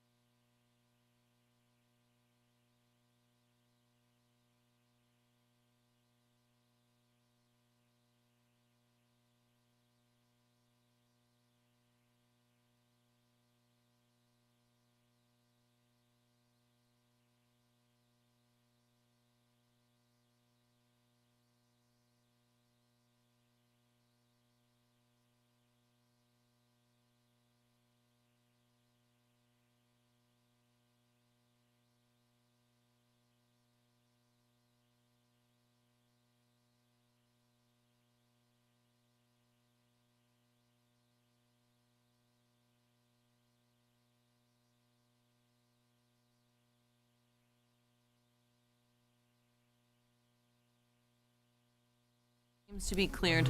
So is it So next, we're going to address the ADU bylaw. We're going Right to here. start with a presentation by Chris of our, the bylaw that we're proposing to put on the town meeting special session for the warrant article. Just before you do that, can you read the legal ad that's on the agenda, just open the hearing? Sure. ADU bylaw. For purpose of receiving public comment to amend the town code, chapter 195, zoning bylaw by deleting section 195-6.1, limited accessory apartments in its entirety, and replacing it with a new accessory dwelling unit bylaw to amend the use regulation schedule, section 195, attachment 1, by adding a new line, A.9.f, protected accessory dwelling units. We're going to start with Chris giving a presentation of our proposed drafted warrant article. So tonight's draft is a culmination of discussions that we've been having in past meetings and a work session with town council. We are having our public hearing tonight, potentially continuing it into next meeting. And then at the end of the public hearing, voting on the proposed changes. And I've presented the draft to the select board earlier this week. Be doing the same presentation for the finance committee tomorrow night. I believe both committees will be voting on the recommendations after we vote on ours. And then this will be going to the special town meeting in, Monday, the 27th. thank you, Monday the 27th. So the first slide, if you can go to the next slide, Evan. So the highlights of the Massachusetts ADU law. It was signed into law August 6th of this year, 2024, last year. It does take effect February 2nd of this year. The theory behind this legislation is essentially the same as the MBTA law that was passed by the state to increase the housing prices, the housing stock, in the hopes that it will decrease the housing prices. The state law will be applied to any municipalities, regardless of whether they currently have ADU zoning or not. And if it is contradictory to state law, the state law will take precedent. Our current limited accessory apartment bylaw will be ineffective as of that date if we don't take any action, so that's why we are going through this process. The stated goals for Massachusetts are that they want to facilitate housing stock growth between 8,000 and 10,000 new ADUs in 5 years, and they want to prohibit overly restrictive regulations on ADUs, for example, owner occupancy requirements. So they've created these protected use ADUs that must be allowed by right in any zones where single-family dwellings are allowed. They've essentially added this definition of an ADU to the Dover Amendment protected uses, which limits special permit discretion. Other Dover Amendment protected uses are childcare and nonprofit religious institutions and schools, as we have dealt with in a couple other, or one other recent case.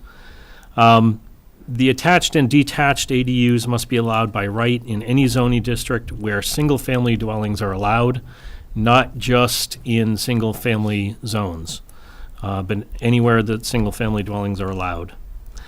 They can be accessory to any single-family and multifamily dwelling units. There are limits on restrictions that we can impose and processes that we put in place to only those that are placed on single-family dwellings and other accessory buildings in single-family zones. We cannot create limits on owner occupancy, age restriction, and affordability. Those are some of the specifically prohibited regulations, but other regulations imposed by municipalities must be reasonable, based on state definition. Limited parking restrictions on ADUs include that we cannot require any more than one on-street or off-street parking space, and within half a mile of any transit station, we cannot require off-street parking. A transit station in the definition of the state regulations is any MBTA, regional and local ferry, subway, train, bus station, bus stop, and route. If flagging is allowed along the route, then that whole route is considered the transit station. In our case, the LRTA does allow flagging along its route in Chelmsford, so essentially just over half of Chelmsford is within the half a mile of the LRTA route. Next slide. So our strategy and approach for these changes is first and foremost to ensure that Chelmsford's bylaw is compliant and enforceable as of February 2nd. And we want to provide clear standards and processes for the residents and town staff. It's similar to our strategy for the MBTA zoning, where it is state aligned. Because the state regulations are still being drafted and the state's accepting public input, it is still a moving target. We do expect that the draft of those regulations will be released early February.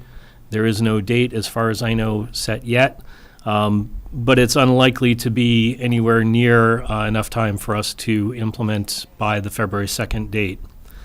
So our approach is to have this initial bylaw at least comply with the state law while we're waiting for the final regulations. After the regulations are final, and after probably some time for the new bylaw to take effect, we can, as a town, reassess how far further we want to go and what other changes we might need for the final regulations, and then propose additional changes if needed. Key provisions of our proposed bylaw include that only protected ADUs as defined by the state will be allowed. The state does allow municipalities to allow a second protected ADU by special permit, But the approach that we are taking is that we are not going down that route. We're only allowing one protected ADU per lot. The maximum size, based on gross floor area as defined by the state's definition, is 900 square feet, or 50% of the principal dwelling, whichever is smaller. We are requiring one off-street parking space, but no parking requirement for ADUs within the half a mile of the transit station. We are prohibiting short-term rentals as allowed by state law, which are less than 31 days. Other provisions is that no new curb cuts are allowed for ADUs. We must use existing driveway and walkways to branch off. The same design standards as prior entryways and stairs for attached ADUs. We're keeping those. And then for detached ADUs, we're mirroring the bylaws that we have for the current detached structures on properties where they cannot be located within the front yard area and shall not have a height in excess of 20 feet or 2 stories or greater. In terms of the review and approval process for this bylaw, for ADUs on single and two-family, it will be a plan review by the building commissioner. For ADUs on multifamily, which include 3 units or more, it will be a minor site plan review by this board. Our current table of dimensional requirements will still be applicable, and it mirrors the current processes for zoning relief for any pre-existing non-conforming situations, with the exception that no special permits or variances may be required. So essentially, it would be going to either our board or the ZBA without needing special permits. It'll essentially be a simple majority vote. If non-conforming, the ADU must not be substantially more detrimental than existing non-conforming structure to the neighborhood. So a couple other questions have come up related to development, but that we are not addressing under our bylaw. They're being addressed by other areas in town related to sewer and septic. So based on feedback from the DPW, their current regulations will remain mostly unchanged, but they will be revising those regulations to allow ADU connections to the sewer for detached ADUs. Current regulations already allow an increase for the residential property up to 500 gallons per day based on Title V calculations. So any ADU sewer increases for these ADUs would be under that 500 gallon per day amount. So those would be allowed. The sewer connection design, we are not addressing in our bylaw, but the design will be essentially determined based on design best practices, the contours of the lot, and the conditions of the lot. The following table is essentially a simple comparison of our current LLA bylaw with what we are proposing for the ADU bylaw.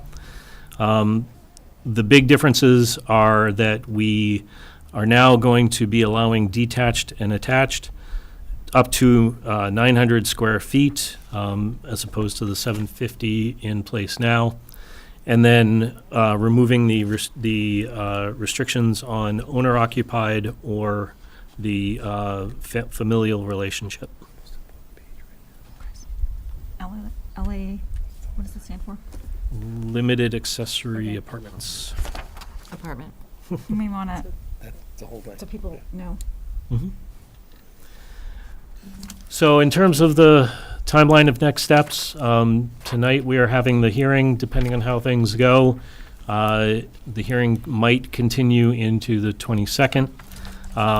As I mentioned, I have presented already to the select board on the 6th. FinCom will be tomorrow night. I don't know if they're going to vote on it or not. On the agenda is supposed to be Yep. voting on it. I think it might depend on what our ultimate decision is. I have committed to the select board that if we do make any changes to our draft, that I will reach out again to them to give them those updates and to give them our final vote before they vote. And then the select board will be voting on this for the recommendation on the 27th, right before the special town meeting. As I mentioned before, if we get the final regulation drafts out to us in the meantime, we can potentially amend the bylaw before town meeting, depending on what the changes are, or plan something in spring to update. And that's the presentation. I only have one question, comment. Let me go back to like the first couple of slides. A couple of times you referred to this as being very similar to the MBTA change. But I think there's a distinction here. MBTA was a mandate for us to rezone, versus this is different. If we don't do anything, it defaults, it's a state law, like it's, the property owner has the right because of the state. By comparing it to the MBTA zoning, I was talking about our approach in Right. terms of. And also their approach. I mean, they're, in both situations, they're trying to generate more housing. Yeah, but I've gotten a lot of people, especially with the town suing and like that, like, I've gotten a lot of confusion, or like, well, why do we have to do it? Like, so-and-so is sued for the MBTA, when it's like, yes, that's one thing, but that was a mandate for them, for us to change our zoning. This, if we do nothing, then like, every property falls under The state law. The state law. So it's a little different in that, from that, and again, So- this is a great presentation. I just wanted to point, like, let you know that Yeah. I've heard that feedback. Okay. And I don't know how, like, to articulate it I think better, but what I can clarify a little bit is that I think what I've seen is that the state has learned from their rollout of the MBTA law. Yeah. And changed their approach for this one. So that way, they did default to the state law if towns do nothing. Yep. And I think their rollout in terms of the regulations was different because now they're getting additional feedback. And while that's extending the timeline for us to actually get the regulations and the guidance, I don't think it's going to be able to be, I mean, town council's here, but my guess is that it's unlikely to be challenged as much as the MBTA law was challenged because of the way they're rolling this out compared to the MBTA zoning. Would you agree with that, town council? I do. That they're promulgating it more in accord with the law? I have a question from the presentation, that the presentation addresses the process, particularly through the ZBA, if it's non-conforming. What if the ADU is basically what you're looking for? Let's say that you want to look for a setback that is less than the allowed setbacks. So what is the process there? So it's not a matter of being non-conforming. It's not a matter of pre-existing. It's just a matter of, you know, I just want to put my ADU closer to my border. If they're choosing not to comply, but they're not a non-conforming. Correct. Then it's a variance. Then It would that's my normally question. require a variance. That's my As the question. bylaw is drafted, it's a permit to the zoning board, and they're using that same substantially. So it goes through the same process? Correct. Okay.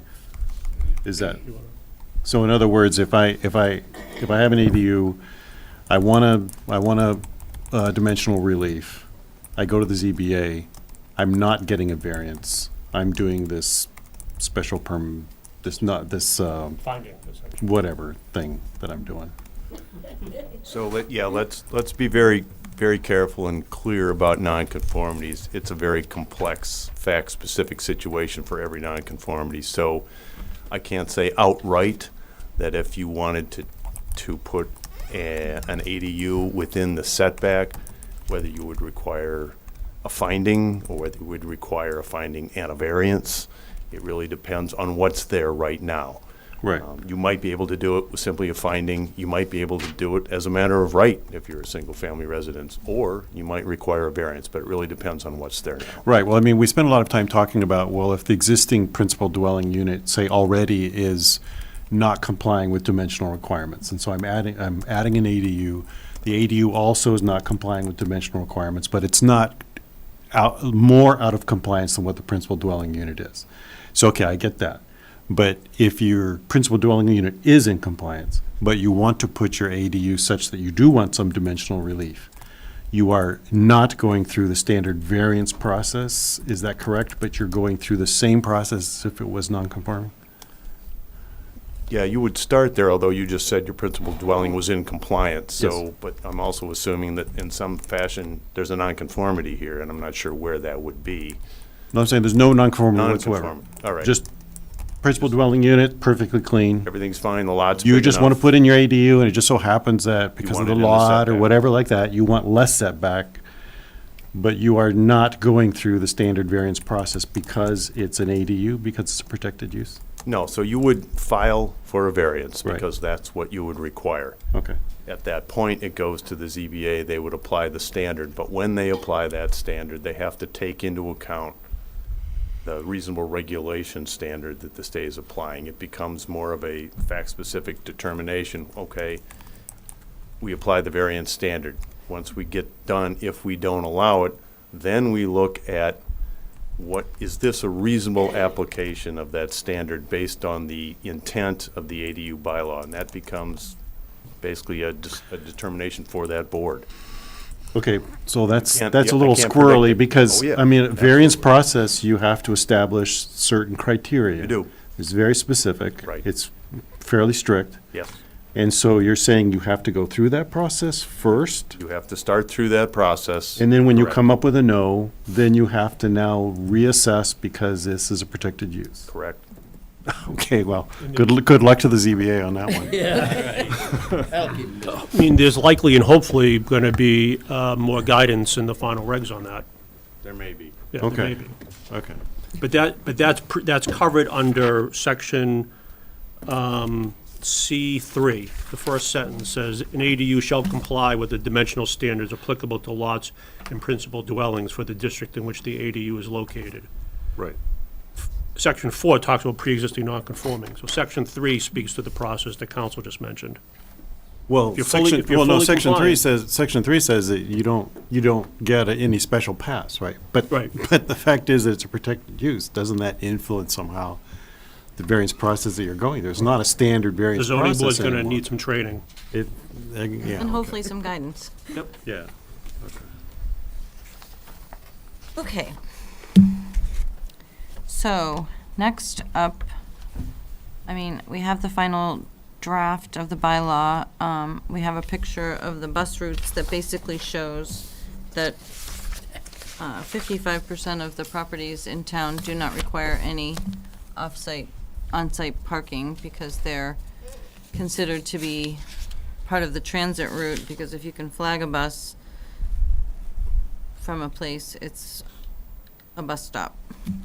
I think that brings us to the other Public comment. other things. Yeah. So public comment before the amendment presentation. I think that's all covered under public comment. Okay. So we'll open up to public comment now, or I don't need a motion for that. Move we open to public comment. Michelle Caputo, Starkweather, 19 Dunshire Drive. So I'm just reiterating because I just want my brain to understand what I just heard because it was confusing.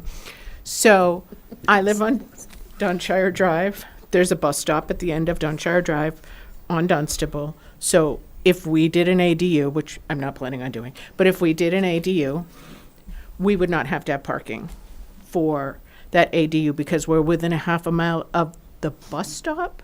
Was that my understanding was correct? Yeah, Not even, I of mean, the any route, stop, of any the of the route. route is The a bus entire stop. route, okay. You could put parking, but we could not But you're not, require it. I'm not required to. So Correct. if I said, oh, I'm going to build that for my daughter who doesn't drive, well, she doesn't need parking either, so, okay. So my second question was, and I kind of got a little bit with that setback question, but, you know, there's lot sizes and there's setbacks and there's wetlands, which we discuss on a regular basis here. Are those, like, especially the wetland part, not that I'm going to put something in my backyard because it will be underwater, but if I wanted to put something up close to my house, I could petition for that, even though I'm in a wetlands? This doesn't affect the wetlands whatsoever. The wetlands are under the Wetlands Protection Act, which is through the Conservation Commission. So Okay. anything relative to the ADU to wetlands is Conservation Commission jurisdiction, not ours. Okay. However, wetlands could affect things like the FAR and stuff like, no, not FAR, but the Placement. placement, certainly. Okay. And then I think also the amount of upland that you have could affect the ratio as well. So there's ways in which it can influence it, right? But the wetlands itself, and in terms of ADU with respect to the wetlands, is through the Conservation Commission. Okay. I just was kind of curious because I'm like, am I worried that we're going to now have other buildings built in my neighborhood? There's no provisions to override or vary the Wetlands Protection Act or the Okay. local I bylaw. just wanted a little bit more interpretation. Thank you.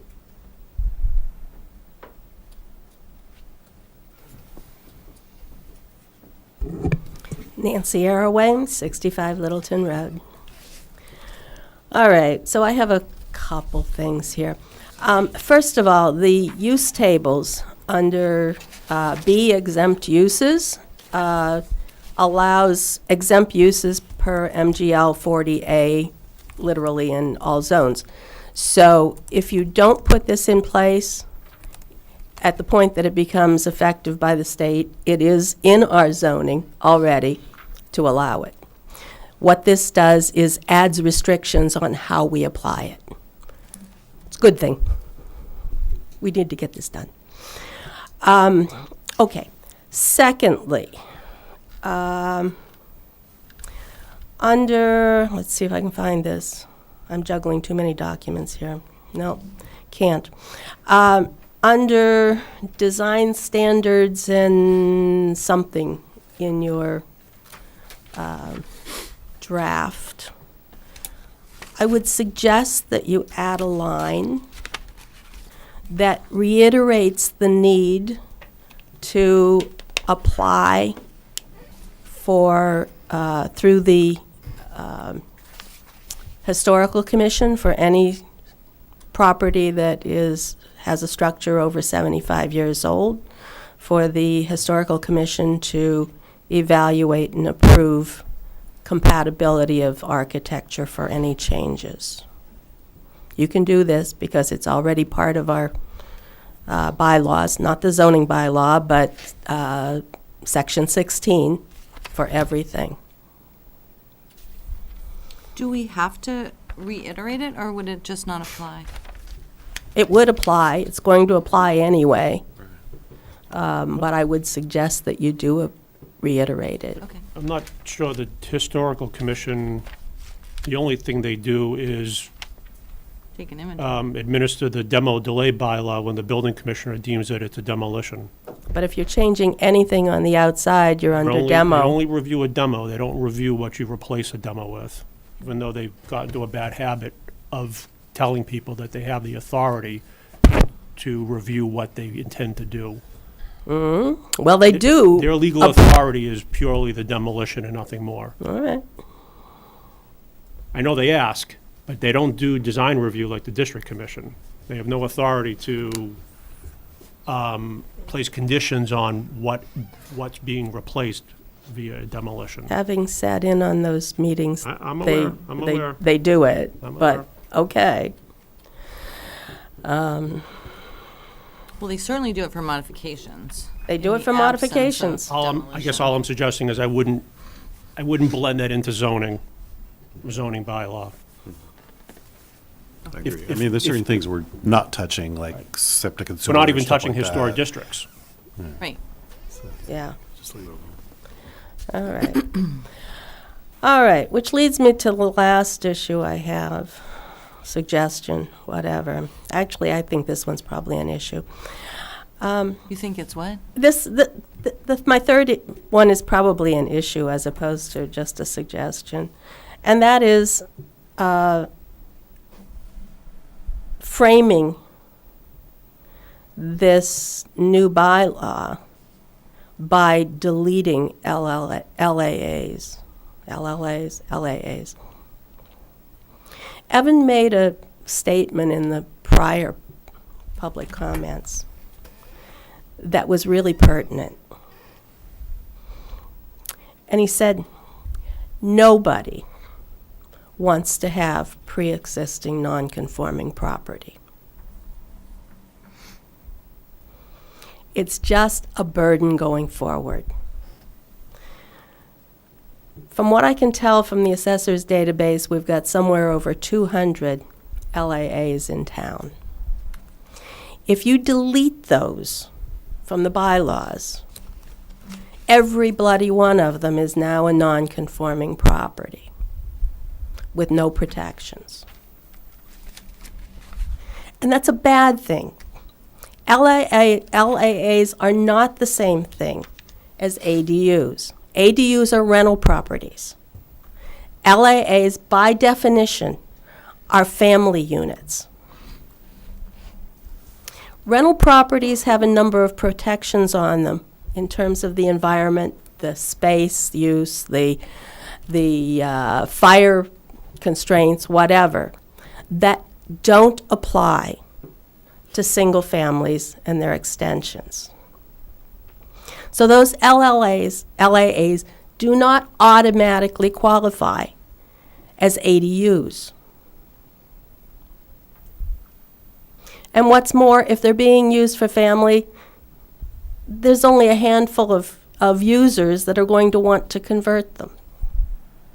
You do need to put in here a mechanism to evaluate and convert LAAs to ADUs by having the building inspector evaluate the property for compliance as a rental and as an ADU. But you can't automatically consider them ADUs, and you really shouldn't make them non-conforming properties. I rest my case. Thank you. I know we discussed that. Yeah, I originally had stated that all of our ADUs are under 900. All of them are attached or within. And by definition, they all likely will comply with the protected ADU statute.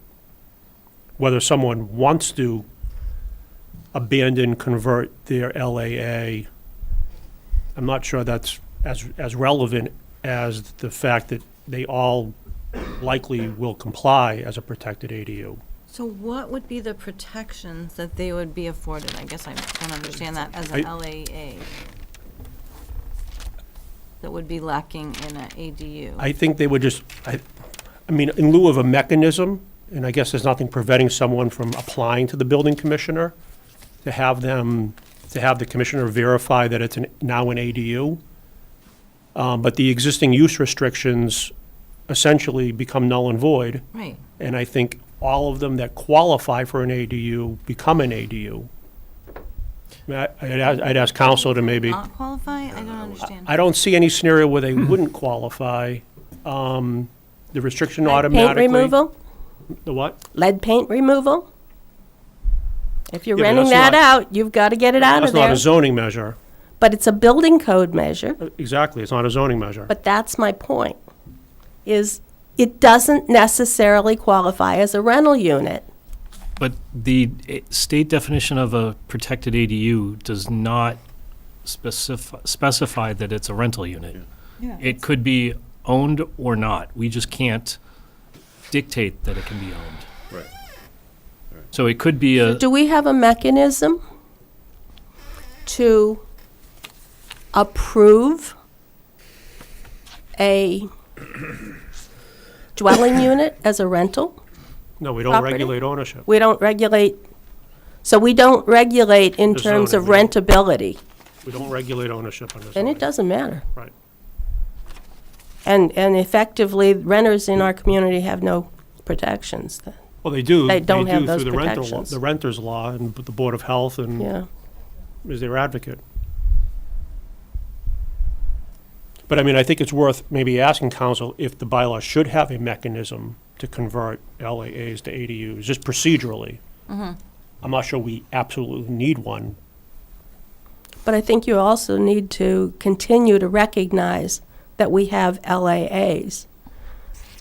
40A doesn't say that we can't have other restricted classes. It only says I'd that like we town have to council have to, the weigh in on unrestricted this. ones. There you go. I saw him, you missed. No, thank you. So number one, the board is proposing to replace that particular section. You certainly don't have to. You could add a new section. At this point, there might be some confusion and difficulty in drafting to do that, but it's certainly possible.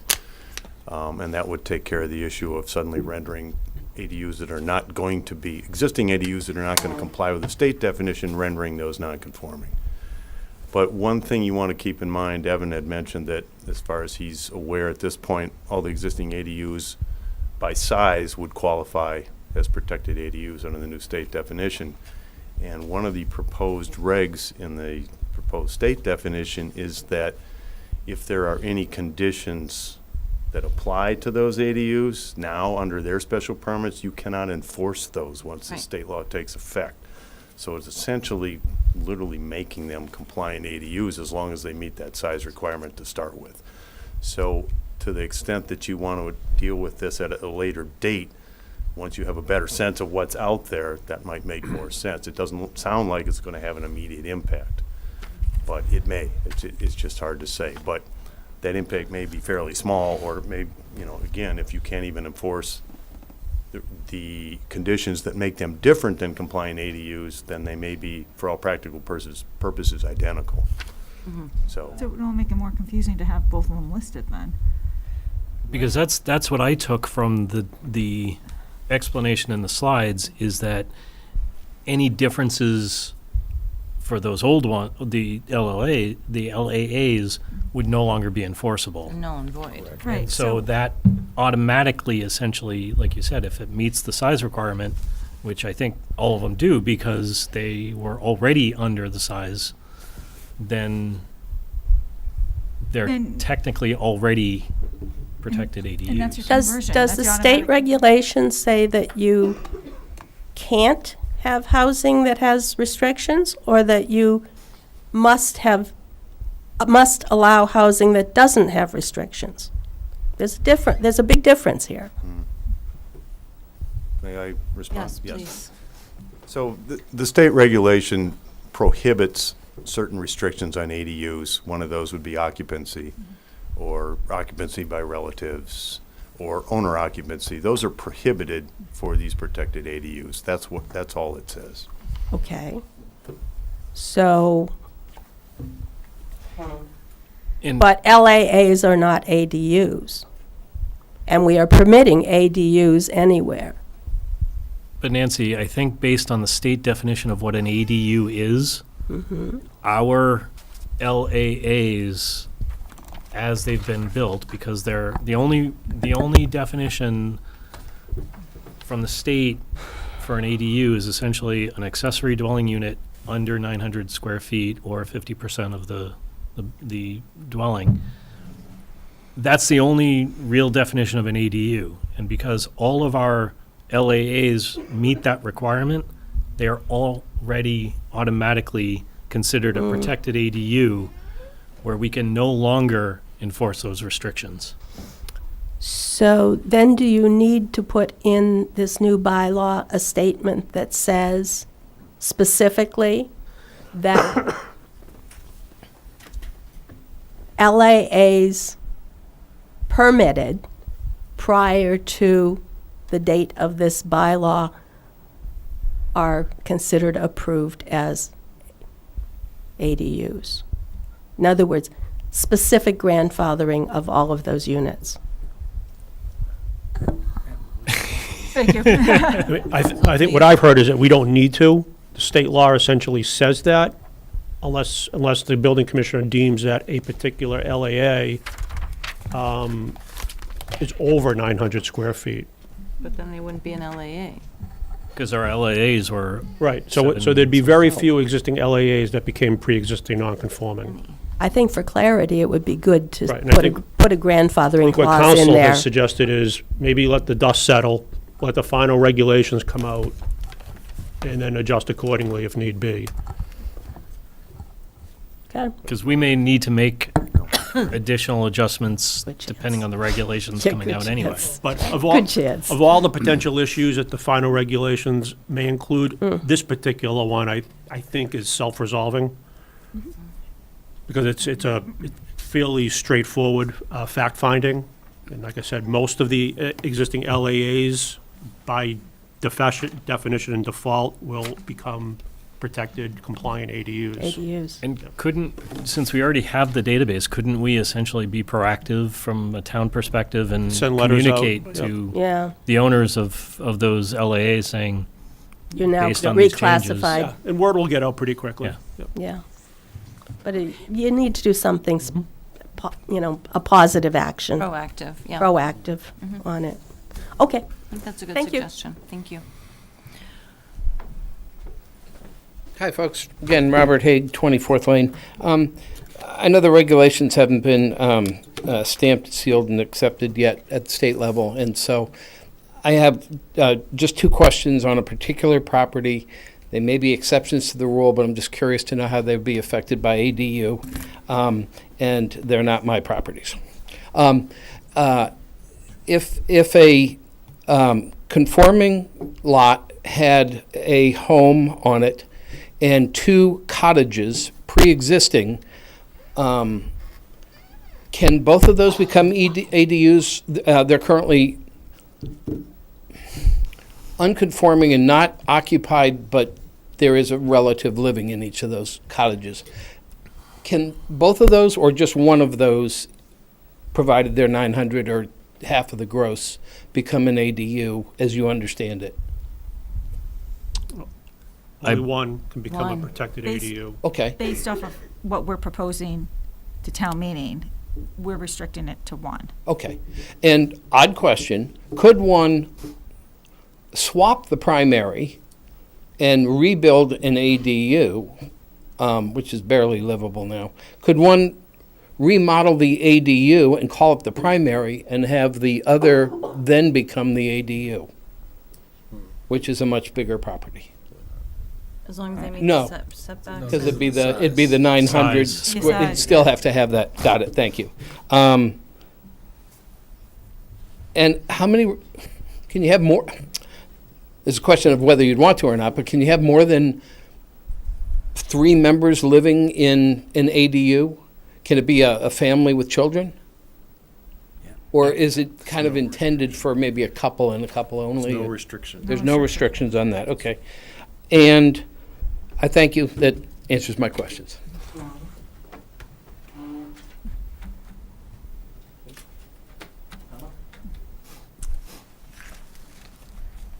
You want Hey the there. presentation? Yeah. You already have it, right? It's right on the screen. Yes. Again, I submitted amendments to the proposed bylaw. I'm sure you guys have had a chance to read it. Do you wanna Again, my name is introduce Farrell yourself? Karani. I live on El Dorado Road here. Sorry about that. I also run a Facebook group which now has 80 members of the town who are interested in ADUs, some with more than others. Again, the reason I put this presentation together is I understand the town wants to comply. I also understand from observing the meeting that there's a great reluctance to change the character of the town. Okay, but the law is the law, and the objective here is to get the bylaws into compliance as much as possible with the laws and what we know of the existing state regulations, which are in current draft form. Okay, and not just, gloss over things. So, if you don't mind, Evan, do slide 3, please. Good. Very simple.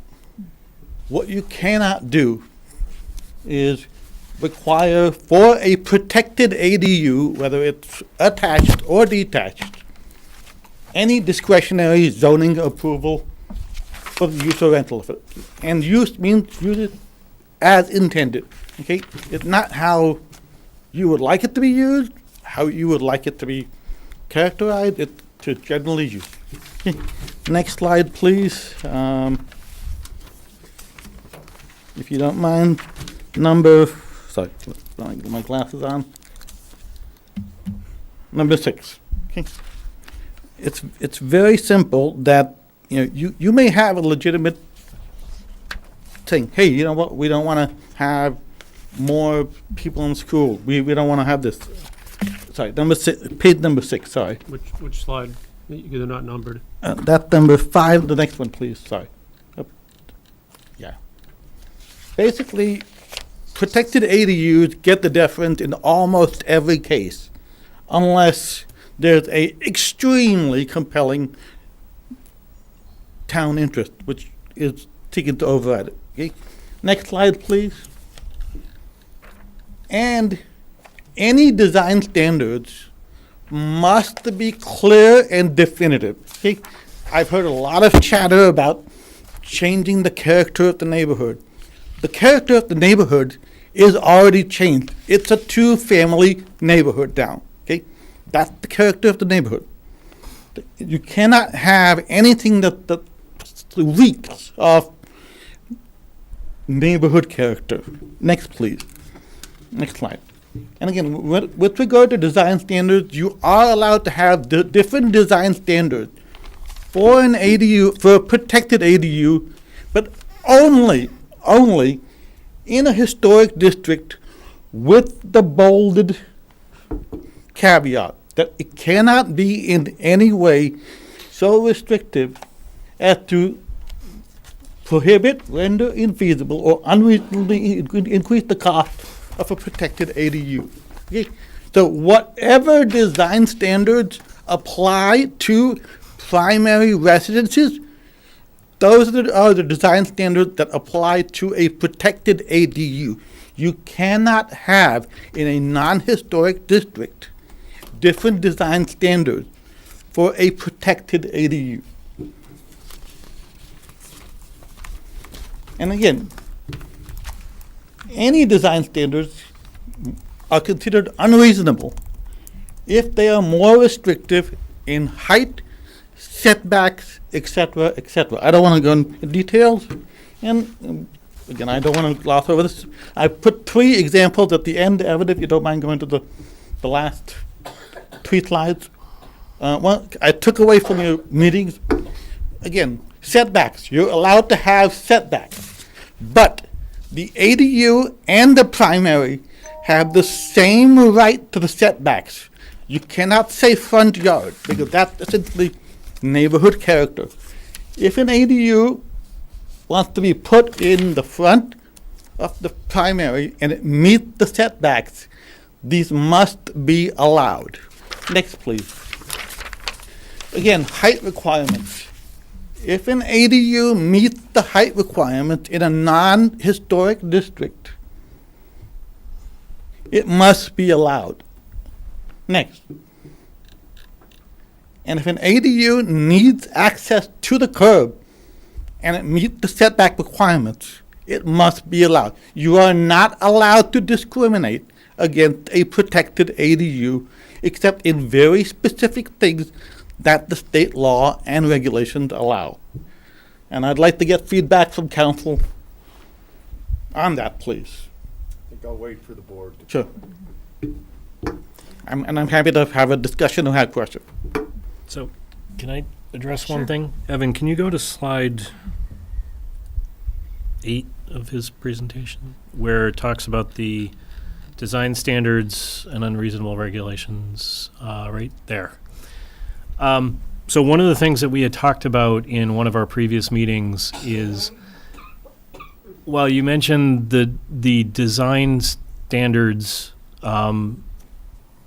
need to be applied for the ones that we would apply to a single-family dwelling, the key, from at least from my perspective, and we can get town council's opinion, but is the blue box on the right for the guidance from the state.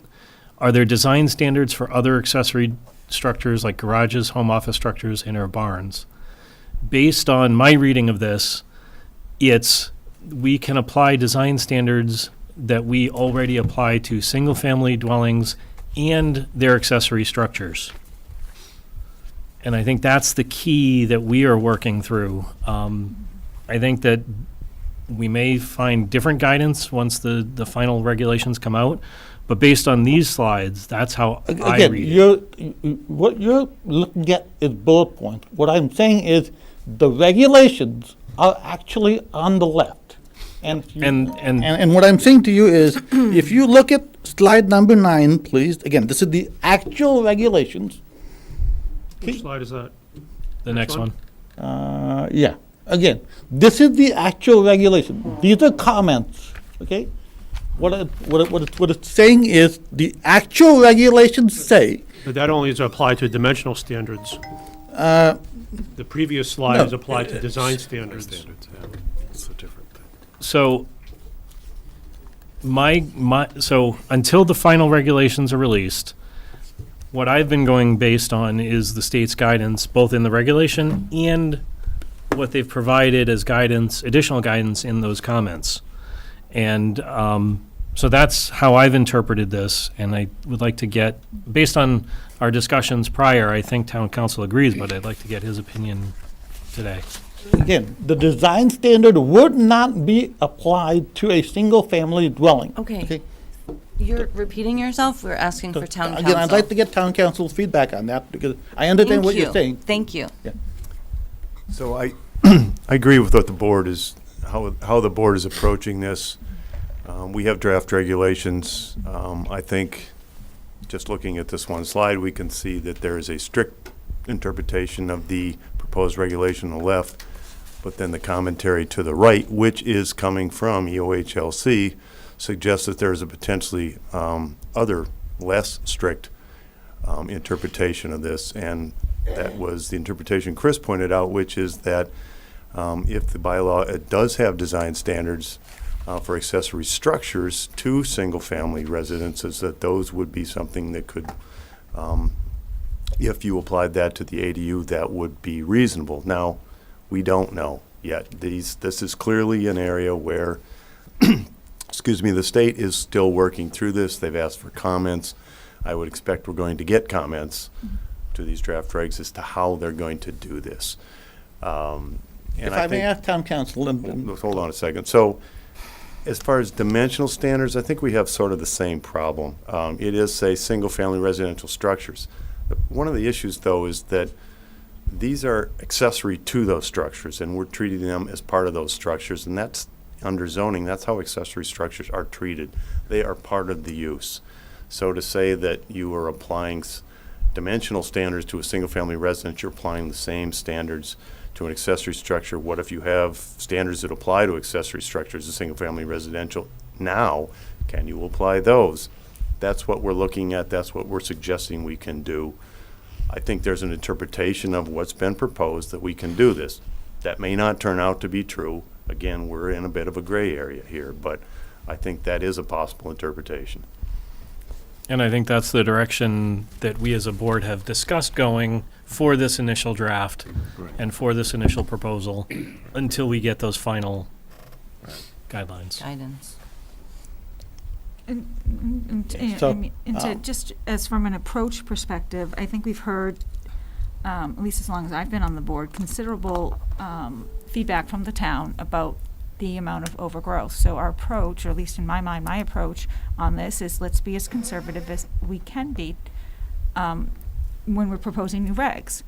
And let's not open the floodgates on day one. I mean, that's what I have heard repeatedly from citizens of this town, and they're not happy, they weren't happy about MBTA, they're not happy about the ADUs. So we're not, like, we're trying to stay within the law. So while there may be differential in your interpretation versus ours, we're relying on counsel.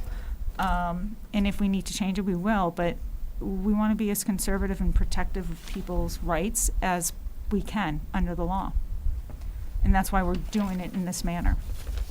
Okay, again, I understand, but what I'd like to ask counsel is, assuming, and this is I'd like your legal feedback, that the right portion was not there and only the actual regulations were there, do you believe that the draft bylaw is in compliance with the left portion? If only the left portion were there, you understand what I'm asking you? But I have to take questions from the board. I can't take Okay, them sorry. directly, so I have to ask for the board's permission to address things, and the board may have an opinion. I don't have that question, personally. I don't know about the rest of the board, but I feel like these are guidance recommendations from the state. Yeah, I mean, I can answer that question, is that what you proposed, if that blue box wasn't there, yes, you're right, that would probably be more restrictive. But because that blue box is there, and because it's from the housing office, I'm considering that their initial draft guidance to planning boards. And until we get those final regulations, that's what we're going by.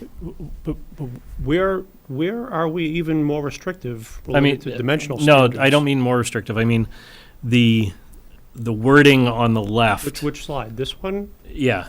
Design standards? Yeah. The wording on the left, the interpretation that he has is the design standards for that single-family dwelling, not the accessory structures. But given the fact that he's objecting to the two-story.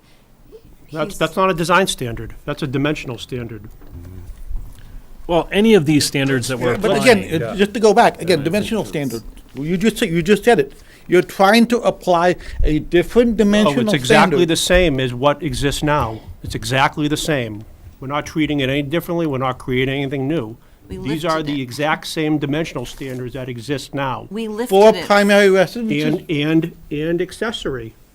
It's right here. It's right here in their guidance. But Evan, that's my point, is that the accessory buildings and the accessory structures, that guidance is in the blue box to the right. I know that's their guidance. That's my point, is that Well, their guidance. his question was, if that blue box didn't Just like your exist. first slide says, if you have questions, you should go to the state and ask questions. We're just trying to follow their rules.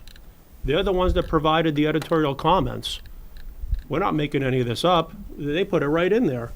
Setback for accessory structures. We already regulate accessory structures. So we're not creating new dimensional standards. We're certainly not more restrictive. And then just back to design standards, we don't, and I'll reference what council said, I think you initially expressed an opinion that none of our design standards are truly design standards in the sense that they're not architectural. They're more like site design standards, not architectural design standards. But distinction without a difference. It's all based upon how they define these terms. But I mean, if you go to their design standards, we're not doing any of this. None of our design standards speak to garages, home offices, historical design standards. We're not telling people what it must look like, what kind of materials. And we're not asking that it conform to the neighborhood or anything like that in our design standards. Yeah, there's nothing. But at the end of the day, you may be correct. Maybe the final guidelines are very specific and talk about driveways and curb cuts and things of that nature. Well, I have an email from you saying that they are design standards, so. Well, we're referring to them as design standards. My point is, maybe right here, right now, we have to come up with a different term than design standards. Maybe they're. Because again, you refer to them as design standards, am I correct? Guidelines. Yes. Okay, Madam Chair? I feel like we're semantic, but I'd love to hear what you have to say. I make just one quick point here. The commenter is making a legal argument about what he wants to see in this bylaw, and that's fine, that's Right. fair. And what we've expressed is that there are more than one legal interpretation that's possible at this point. That's what we've taken. He can still make an argument that, as a policy matter, he would like to see less restrictive standards. That's fine. He can make the same argument without making it a legal argument and say, I think we should be more expansive in what we allow, and you're certainly allowed to do that. But as a legal argument, I think we're, at this point, we've got more than one. We're agreeing to disagree. And I mentioned that to you in my email to you. It's a fundamental difference in interpretation. Will you be at town meeting? Yes. Okay, just want to make sure. Thank you. Yes. Lucky you. In the hope and expectation is that the final state regulations clarify all of these points. Yeah, and I guess we're going to be back in a month. If we need to be, we will, yeah. Okay, thank you. Thank you. Thank you. Okay. So what do you want to do with this public hearing? Do we have any other folks? Does anyone else want to speak on the matter of ADUs further? I would love a motion if people don't. Several of us will give it to you. First one's to close. To close the public hearing. I move that we close the public hearing. Motion I by second. Mike, Second? second by Anita. All in favor? Aye. Unanimous. Okay. Second motion is a recommendation from the planning board to You get town that one. meeting. All right, I make a recommendation that the planning board approve the, Recommend approval? recommend approval of the Draft. zoning proposed ADU article bylaw. proposal. Article? Motion Second. by Anita, second by Chris. All in favor? Aye. Unanimous. Okay. Recognizing that we're very likely going to be revisiting when Right. the regulations get sorted out. Right, when we have more definitive information. Okay, next up, we have we have a request for continuation without discussion of 65 Dunstable Road, formerly known as 61. I shall move that we continue the hearing on 65 Dunstable Road, formerly known as 61 Dunstable Road, to, when should we continue it to? I believe they requested January 22nd. Can we do that? Yep. Okay. I second. Motion by Mike Raisbeck, second by Anita. All in favor? Aye. Okay. Now we have these poor patient people from Palet Drive. Sorry, For guys. something less controversial. Now for something completely different. Let's just have some Thanks, Phil. happy kumbaya Come on, I moments. thought we were Thank in a good you. spot with this one. No? All right. If you're ready, I can begin. So for the record, Casey Ferrero with Howard Stein Hudson.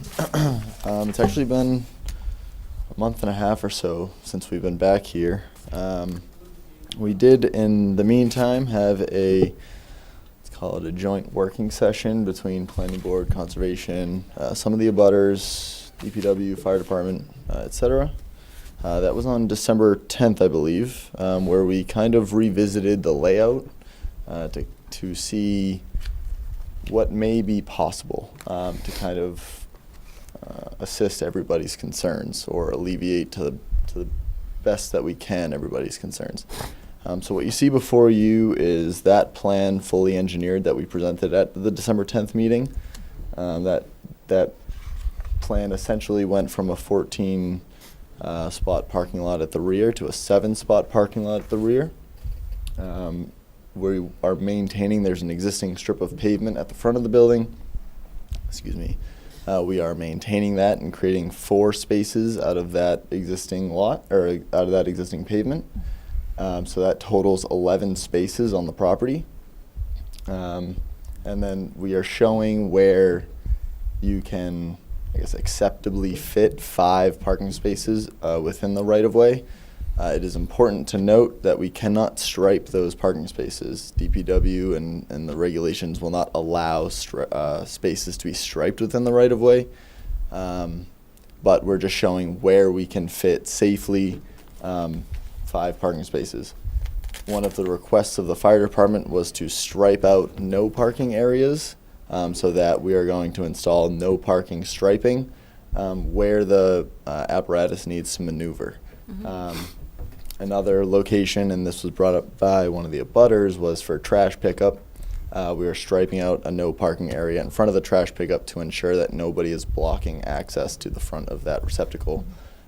We have done those turns in auto turn to make sure that the truck can get in there and the truck can safely and adequately get into that trash facility to remove it and get rid of the trash. And if they're striped that way, what that means someone could they can get their vehicle towed? Like what can they do? Like if Yeah, the so truck I needs to mean, come if up and someone's pick up the parked in trash. one of the no parking zones, similar to anybody parking in any no parking zone in town, somebody can call the police. Police can come review it and have the car towed if necessary. It's more likely that they just approach the building and say, move your car out of the no parking zone. But yeah, they'll treat it as if any other no parking zone in town. I think what you'll notice beyond the scope of the change in the layout, that the drainage is almost exactly the same.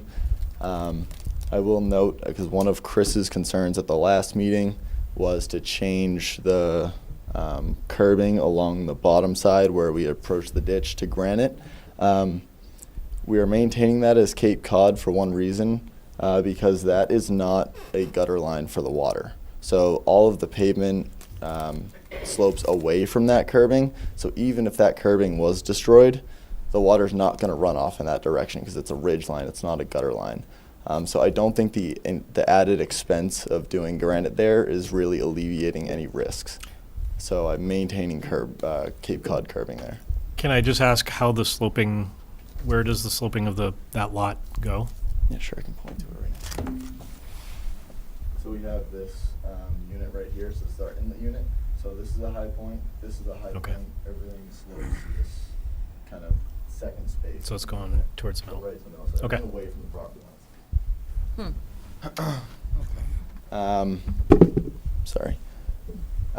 If you actually go to the next page, Evan, I just want to point out a couple things about the drainage. So in the reduction of space that the parking lot is going to take up, we're actually able to, I know one of the previous concerns was the runoff from 106 Tingsboro Road coming onto our property and how that interplays with the proposed pond. Well, in this layout, we're actually able to completely swale that away from the proposed pond so it doesn't interact with our proposed pond at all, which is actually the preferred method for off-site drainage through the Mass Stormwater Standards. You actually don't want that going through your systems. So with this reduced layout, we're able to take that inlet point from our property and move it away from the pond so that it can travel in its current condition without going through our drainage systems. So with that being, and I can point out where that is, so we have this swale around the side of our pond. So we have an inlet point from that property here. So what we're doing is we're intercepting that before it continues into our pond and just allowing that to act on its own independently of our development. What that also allows us to do is our overflow weir of the pond, instead of being pointed directly towards Dunshire at this time, we now have a point where we can pull it to the right, and then it still has a path to get where it needs to go without directly draining towards the Dunshire properties. So Casey, just to clarify, so the water coming off that other property will essentially be diverted around towards that? Right. Okay. So our pond now is only responsible for what we're creating on our property. So that'll go to the wetlands, the other one? Correct, as it currently does. It currently Right, goes onto fine. our property, Fine. moves through our property into the wetlands. I will note, however, we're still maintaining the outlet from the pond that is a pipe outlet as well.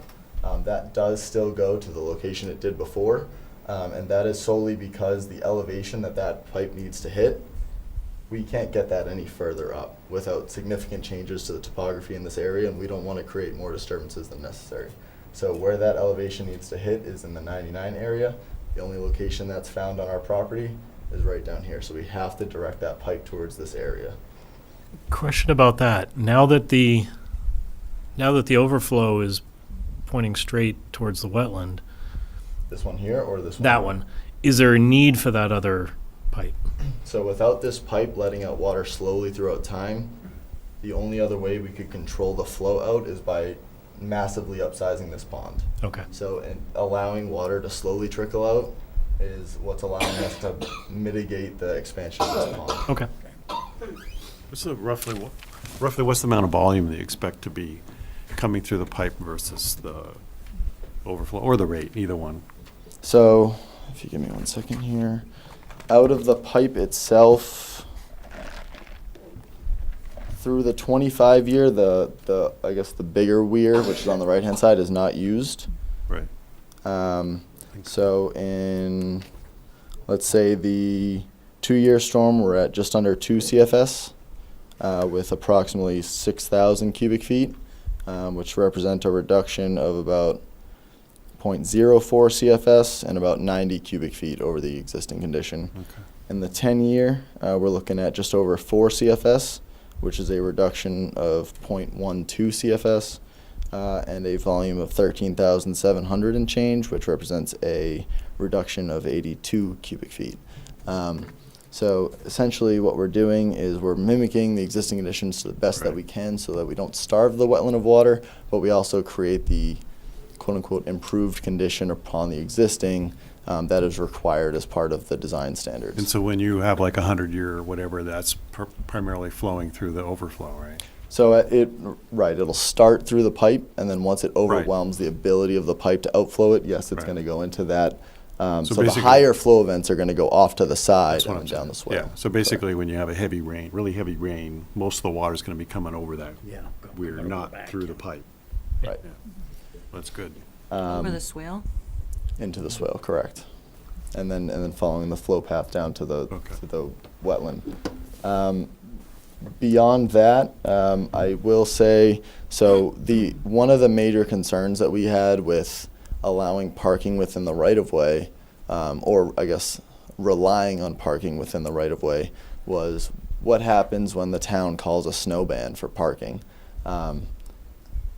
This basically is in the event that they're expecting a heavy snowfall, they don't want people parked on the side of the road to inhibit plowing operations. So what we've been able to do is we did maintain sort of a green space behind the building, and that was mostly because one of the requests of one of the Conservation Commission members was, what are the kids going to do when this is built? We don't want to force them to go play in the cul-de-sac. We're taking away all their green space. So we added a green space behind the building, but it actually acts on 2 fronts. It can also be snow ban parking.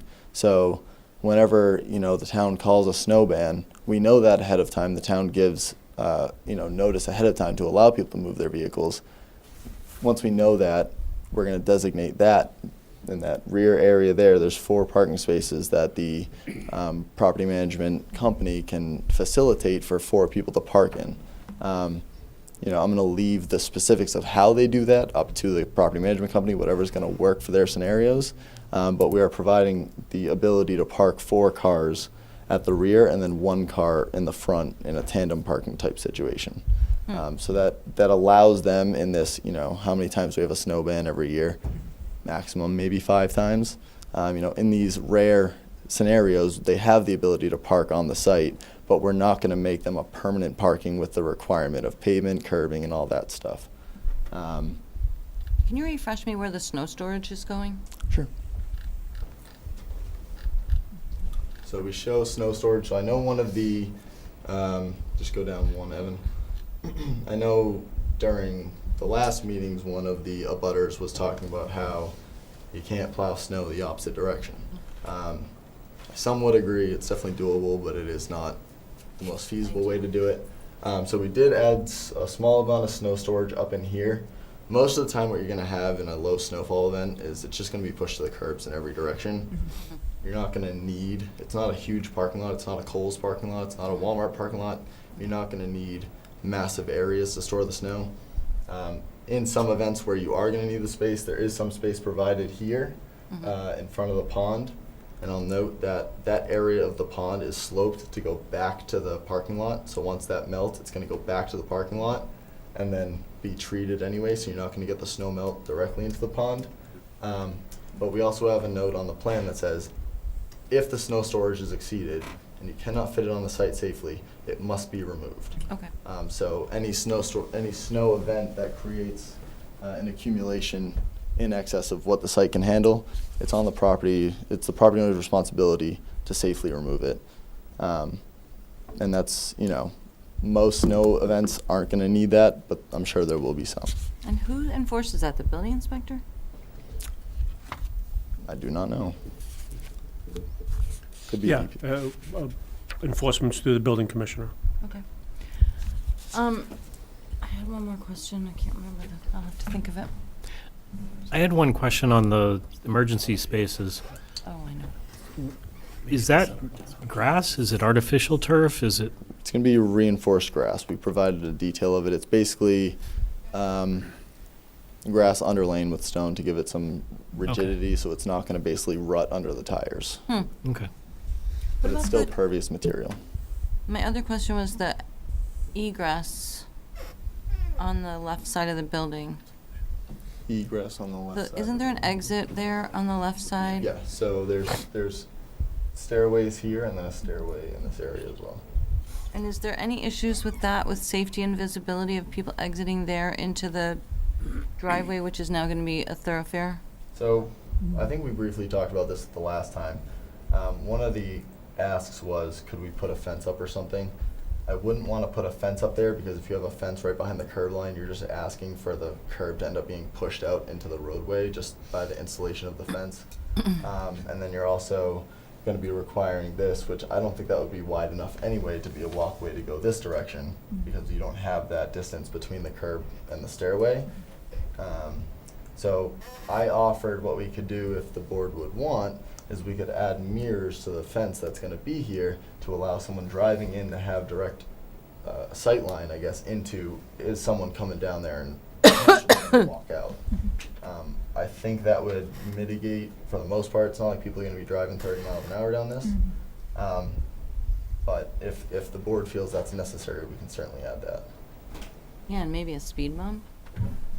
Well, what the speed bump does is it prevents water from draining across the, you know, speed bumps basically have to go at a high point. Yep. It just creates a blockage for flow. And problems with snow plowing. Yep. Yep. And the plows chew Make them some new up. problems. Yeah. I think the mirror is a good idea. I mean, you have that in Europe all over the place.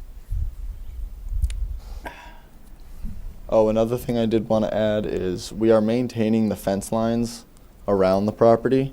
There's one fence line that exists that cuts the property. We're going to have to remove that fence line. And what we're going to do is use those removed panels to repair the existing fences in any locations that are currently in disrepair. We can't currently commit to replacing the entire fence line because we just don't have a cost yet, and we don't know what this whole thing is going to cost and what, you know. So what we can commit to is repairing the fence in place with the panels that we remove from the removed section. Okay. I just wanted to add one thing, Kathy Robert for Pellet LLC. This exit is really for access to the basement. So it doesn't get a lot of traffic, you know, except for people coming out here, in here to get to the washing machine in the basement. So there's not heap loads of traffic that goes through there. I see. Thank you. It's not a major, you know, Exit. standard access point. I see. That's good information to know. Thank you for that clarification.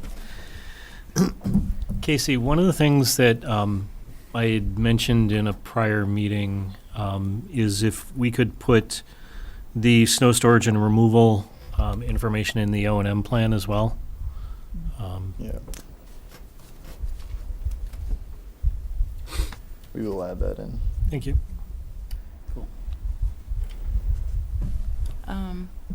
Any questions from the board? Well, it seems about as good a compromise to a nasty situation as you're going to get.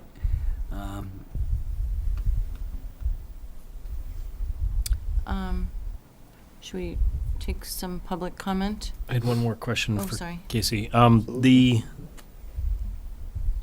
For the snow storage around the fence, would it make sense to put signs inside the fence saying no storage inside the fence or something like that so that contractors don't Sure. push it against the fence and put it inside and create a nice melting pond? Yeah, we'll find some kind of verbiage to get that across. Thanks.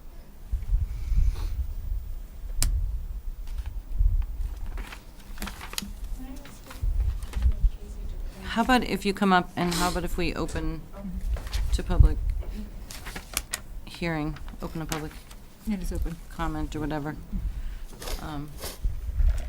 Michelle Caputo, Starkweather, 19 Downshire Drive. And actually, my question was to Casey, because I couldn't tell where he was talking about those extra emergency parking spaces. Where are you talking about? There is a tandem. Which is the green space, right? Okay. Thank you. I just was reading it, and I'm like, is he talking about down at the bottom? Just didn't really quite get it. Okay, so when I left just before Christmas time, I had the impression we were still going to have some trees and a little bit of wetlands, like the buffer zone left. And I don't really see a difference, and I see every single tree except for maybe whoever's tree wasn't allowed to be cut down because it doesn't belong to Paylette Drive. I don't see any trees anywhere. I don't see any landscaping. I don't see anything, and that is a concern for us.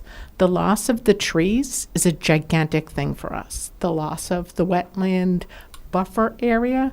I understand that there's a pond that's supposed to take that, but we have a wetland buffer area and wetland rules for a reason.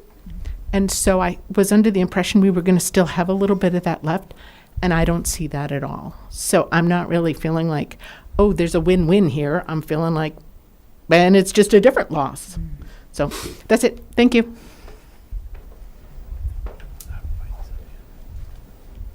Will I be able to talk after? Yeah, you can talk now if you want. I can just address everything. I don't know what you guys want. Okay. So just to address that last comment, while the limit of work did pull in, we also, in hearing the request of the commission to allow that green space between the building and the parking lot, that did kind of push us back out to near where we were before, and then adding the swale around.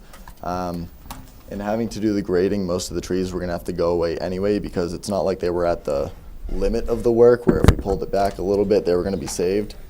Most of those trees were going to die regardless, and they just happened to be kind of towards the middle of where we were proposing before. Now they're closer to the end of where we were proposing before, but the same trees are going to have to go anyway. And as part of, just to, I guess, reiterate the conservation stuff, you know, we're still in front of them, so we're going to have to meet all their regulations one way or another. So conservation wanted the green space behind the building, which pushed everything closer to the wetlands? So one of the commissioners was concerned, because originally we showed the revised parking somewhere up in this area, was that now there's really no green space for any child to play. When they had visited, the children were playing, and they were concerned about where are these children going to go. So they just requested that we find somewhere to just put some green space or keep some green space to allow a spot that the children could play without having to cross the parking lot or go out into the right of way. It was, you know, seemed like kind of a compromise on their end to just maintain something for the Okay. children. I mean, I think it's important to note that it's the Conservation Commission that is, as far as the concerns for the trees and the wetlands, I mean, the people with jurisdiction over that are more over that than we do, are essentially looking for this to move where it is, so it's less we can say about that. That is one member of them, and we'll still present that to the rest of them and hope Okay, that so they feel the have same not way. agreed, they have not agreed to that? We have not had a meeting with them yet. That's next week, right? That's next week. Okay. Okay. Okay. One more sheet. All right. Can you guys hear me? So Saritha Fernandez, 27 Dunshire Drive. Can you pull up my email comments? So I think there's been a lot of compromises. There's definitely been some changes. I still have some questions off some of the stuff that's here. Can you pull the microphone a little closer to you? Sorry, or are you Sorry, closer to it? Can I pull it? Can you hear me better? Yes. Perfect. All right. Yep. It's attached to the fire department one. They didn't separate it. The second one. There was one that was put up today.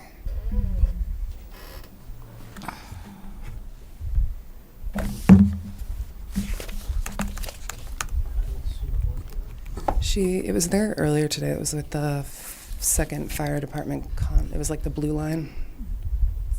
Yeah, I sent an email to you. It's too. the green one, Evan, that's listed there. No, yeah. Oh, did they change he's it? not on the right one. No, there's a There's 3 here. If you go online, yeah, you have it. 1, 2, 3. What's that one? Well, it must be. You gotta go. Can you go to the online? Yeah, there was an update to the agenda today. And go to not the butter one, because that's the old one. That one, yeah. That one. And then if you just scroll down.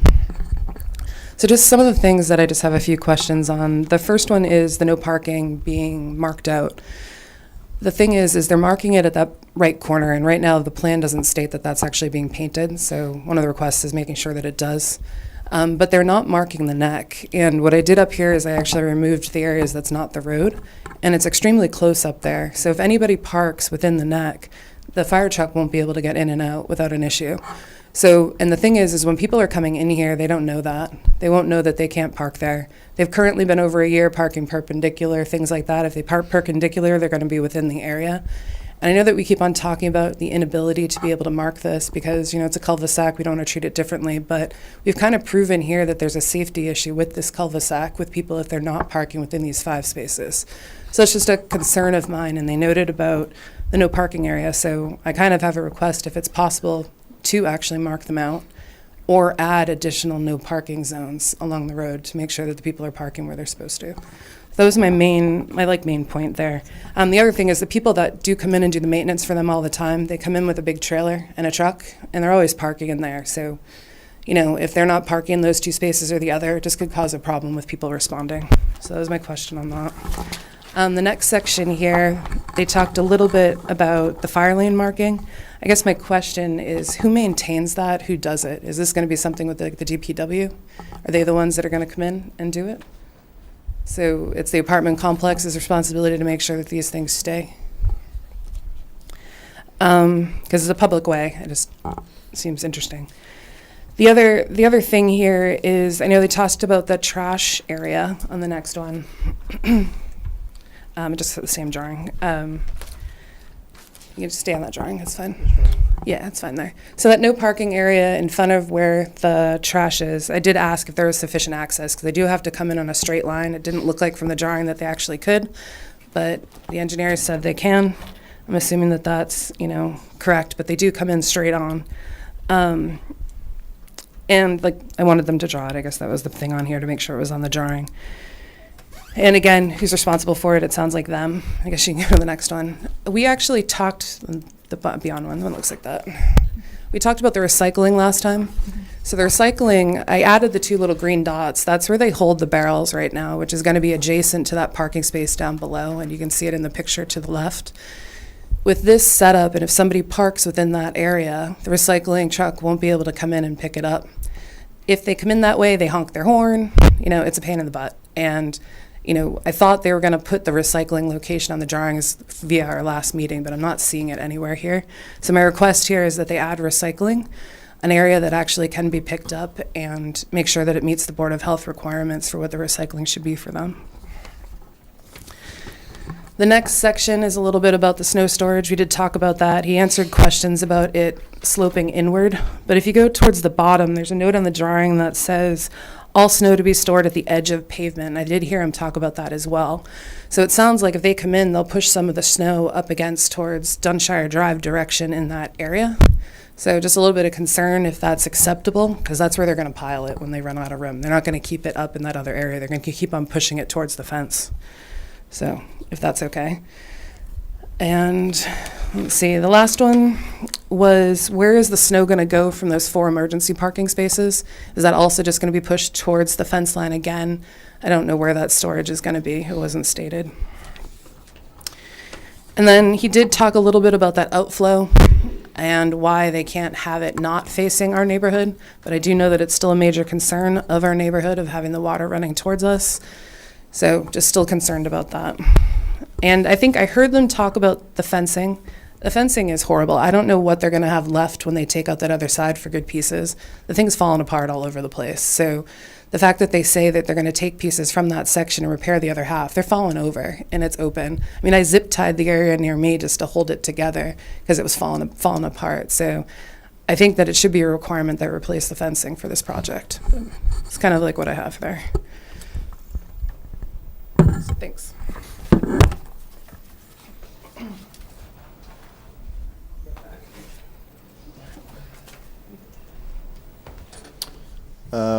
As far as the recycling goes, I kind of anticipate they're on wheeled barrels anyway, so they could just be wheeled closer to the trash enclosure, and then the recycling company will just have to be made to dispose of it properly. I don't necessarily know that that's a concern or an issue that I have, but we can show it on the plan. They're just wheeled barrels. Is there enough space within that trash or the trash fence to put it within that area? Wouldn't say there's enough within the fence, but we could definitely put it adjacent to it. It's already up. We're going to be removing a lot of that pavement in that area because we still have to meet that requirement, the pre to post at the front there. But we could certainly find a spot up next to the trash in the front there to put it where it's not going to be blocked by vehicles. Okay. It can be just right next to that no parking zone. Yes, we're going to be responsible in maintaining all the line striping that comes as part of this. The DPW has already said they're not going to be doing that. So, if this is our proposal, we're going to have to maintain it. Casey, could you put that in the O&M as well? Sure. Maintenance of the striping? Yes. Just take my notes out real quick.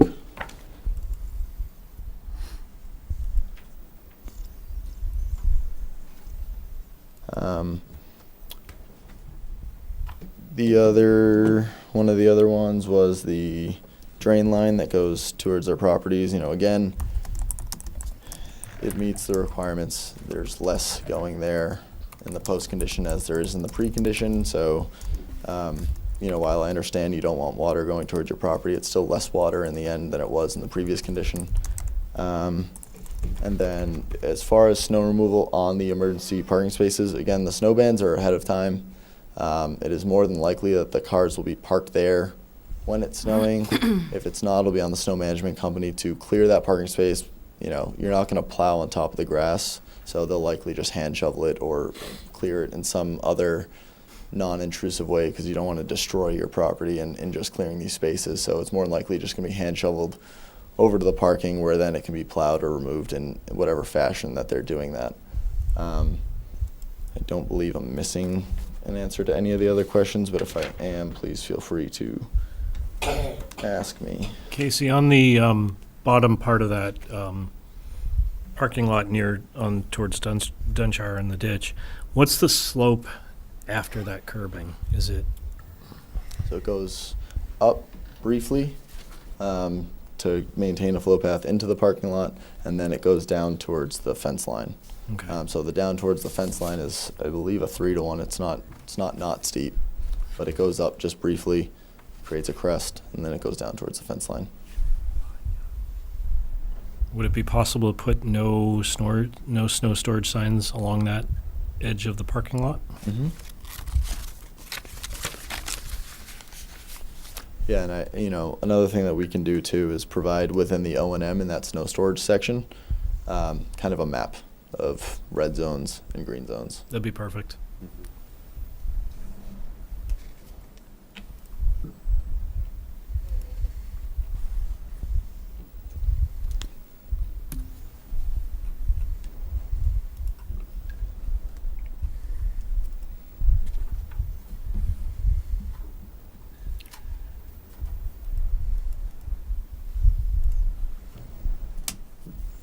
Anyone else? Anything else?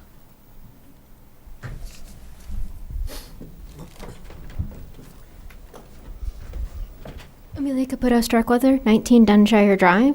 So I understand this is an awkward shaped lot that they're trying to shove a lot into, and I understand there's limitations, but like there's a smaller parking lot and a smaller pond, but they're still disturbing relatively the same area. In their older one, the edge of the parking lot was between 7A and 8A, and it still kind of juts out. Like there's little patches they preserve, and I get they're trying to preserve green space to obviously child safety, but I was a child not that long ago. Children are still gonna play in the street, even if they're like, if there's no lawn. Obviously, that's the only place they have to play. But even with a lawn, they're playing in the street now because they're on bicycles, rollerblading, basketball. You're not gonna do that in a lawn, and so I don't know if there's a way to compromise something to push that back a tiny bit more, because they're still cutting down all the trees in the original larger plan. It's like 16 odd trees. The tree line is pushed back a tiny bit closer to 12A, away from 12A than it was in the original thing, but like it doesn't feel like they're reducing the footprint even though they have a smaller plan, and I just don't know if there is something that can be done, but it felt like if it was supposed to be smaller, it was supposed to be less disruptive. Thank you.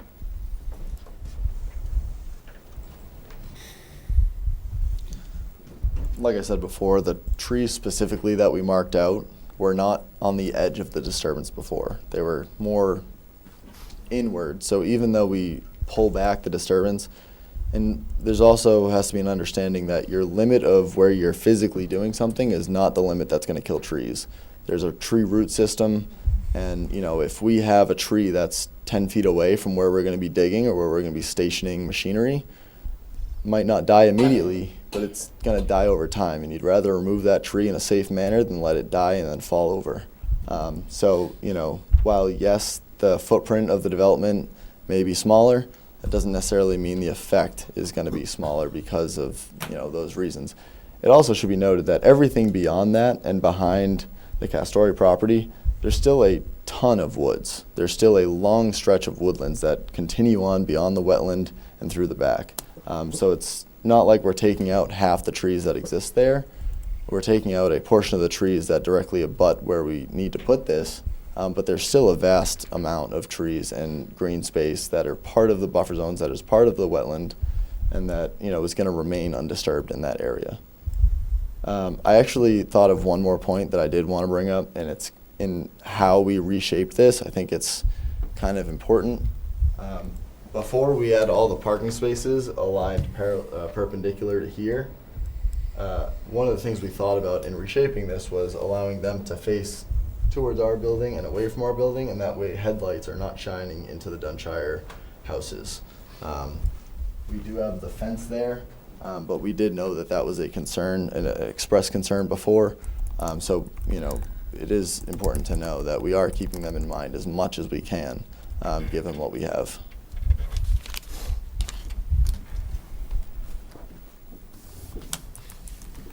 I have to say, I would be much happier about this if it was a known fact that you were going to replace the fence with something that was an improvement over the current fencing.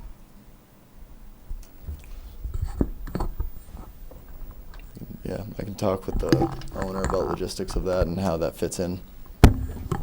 Have you been out to the site to see the fencing? I have. I mean, it's been a few weeks. I walked it with the owner after one of the last meetings. Personally, I don't think the fence is in that bad of there's certainly panels that are missing. Some of them are like, wooden strips of the stockade fence that are missing that can easily be replaced without replacing the whole fence. Mm-hmm. I personally don't think it's in that bad of condition. I'll go back and take another look. But, I'd implore the board, if you're going to require that, then please go look at it and make that determination based on what's actually there. I'll do that. Is there any space to plant any replacement trees? So one of the prior offerings was planting kind of a screening tree along the curb line between the Dunshire properties and the parking lot. We didn't end up doing that because we don't need the screening anymore. If you want them as a replacement for the existing trees,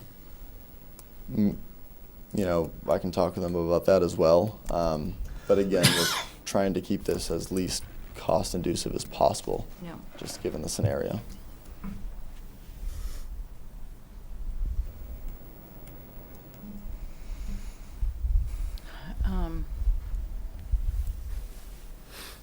Do people feel like we're ready to? I just want to say that while it's still not ideal, I don't think it ever will be. It's certainly, in my opinion, a vast improvement over the prior plans. And I thank the neighbors, the town, and the applicant and the engineer for coming together and coming up with this compromise. Compromises, usually everyone wins and loses at the same time. And I think this is one of those cases where it would be great to have more green space, more trees, but then moving that parking lot, we would lose the emergency spaces. So I think it's a good compromise. All of the concerns that I had are being addressed in some form or another, so. Yeah, I agree. I think it was a good As working good as we're gonna together. get. But it still has to go in front of the conservation, Yep. correct? Correct. So they may, because there was only one person who said they wanted the green space for There it. was 2 people at the meeting, 2 of them. 2 of them. It hasn't gone to the whole. The green space also serves as emergency parking. Yeah. Yeah. So if you take out the green space, then you create a problem with the emergency parking. Yeah. Mhm.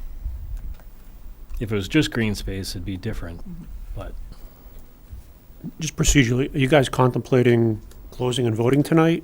Or, Chris, were you looking for the revisions to be submitted and a draft decision available for your next I think in meeting? keeping with our standard process that we've been following, I'd like to see the revisions first. But in general, I don't have any other concerns that would need to be addressed. With that in mind, could we have a draft decision for the next meeting? I certainly have ample time for that. You know, presuming that, you know, I think Chris's changes are minor enough that we could certainly include them. And then, you know, provided we get them to you in a timely manner and you can review them, I'm hoping that all the revisions that the board is contemplating is presented tonight so that I have time before the next meeting to do it. Yeah, and I think for Sounds special like a plan. conditions, the ones that we've already listed in terms of the, Yeah, and many of those will be in a revision anyway. Why don't you continue going around the table so we don't get too far ahead of ourselves? All right, so, Mike? Well, I'm fine, as I said, and I tend to agree with Chris, and this is about as good as we're gonna get out of a difficult situation. I'm satisfied. John? I agree. I think that the revised design was a good compromise that came out of that meeting, the working group. I would like you, I like to visit I would like to see the fence, you know, with my eyes, because I think that's not too much to ask that a property owner keep the fence in good working order. Otherwise, it's not doing what it's intended to do if it's falling over. So I would like to view that with. Joel? I agree with John. I agree with what has been said, and I don't have anything new to add. I agree with John and your point about the fence.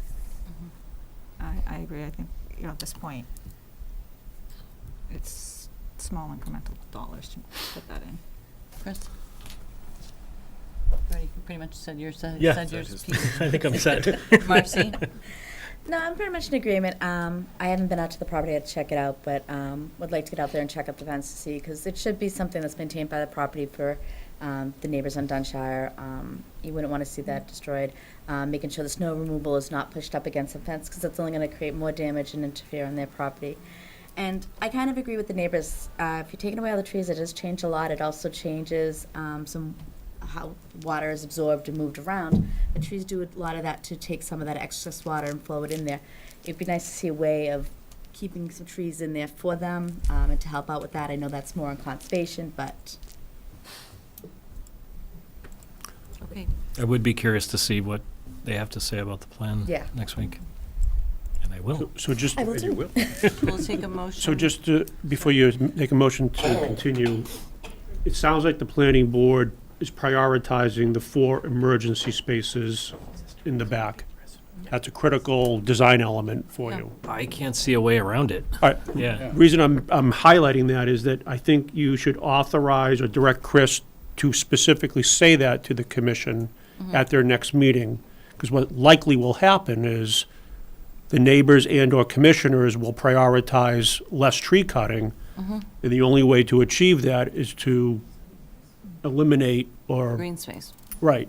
which then gets rid So, of the parking. so at which some then- point, one board needs to take the lead on a particular priority, otherwise there's conflicts. Right. This may be a good scenario where the planning board prioritizes, one design element over all the others. Kind of linchpinny. Unless if someone that's- can design a different way of 4 emergency spaces. Because otherwise, I think you're likely to get the commission Back or, the other way. right. Yeah. Yeah. All right, I think that makes sense. requesting a motion to continue. I move that we continue until January Next 22nd. January 22nd. Second. Motion by Mike Raisbeck, second by Anita. All in favor? Aye. Unanimous. All Thank right, you we very still much. have a rather full docket while it's 10 PM. I don't know if we want to push any of this. Yeah, it's getting late. The only item I need for time sensitive is new business number 2. It's essentially the consultant who's working for the town on the gap analysis wants to know if the initial engagement with the planning board is your preference a subset or the full board. The second engagement is with the full board. But he's asking if the planning board desires a subset or a full board engagement as part of the first step. I think for efficiencies, it might be better with the full board, because it doesn't end up having to repeat everything to the full board. He didn't have a strong opinions either way. I just find that sometimes if you meet with a subset, then the next meeting, you have to kind of re-explain everything. Right, and it pushes everything out Oh, another. Yeah, so you might as well Sure. just start all of us Okay. and call it a day. Yep. And I can go through the bylaw changes pretty quickly to review them, and we don't have to decide on them tonight, but I can give you a quick overview. That'd be great. So the bylaw changes related to the AG's office feedback after the MBTA zoning submission really focused around 2 major areas. One was the definition of family that we use in town for zoning. Based on the AG's feedback, that it might run up into some legal problems if challenged in the future.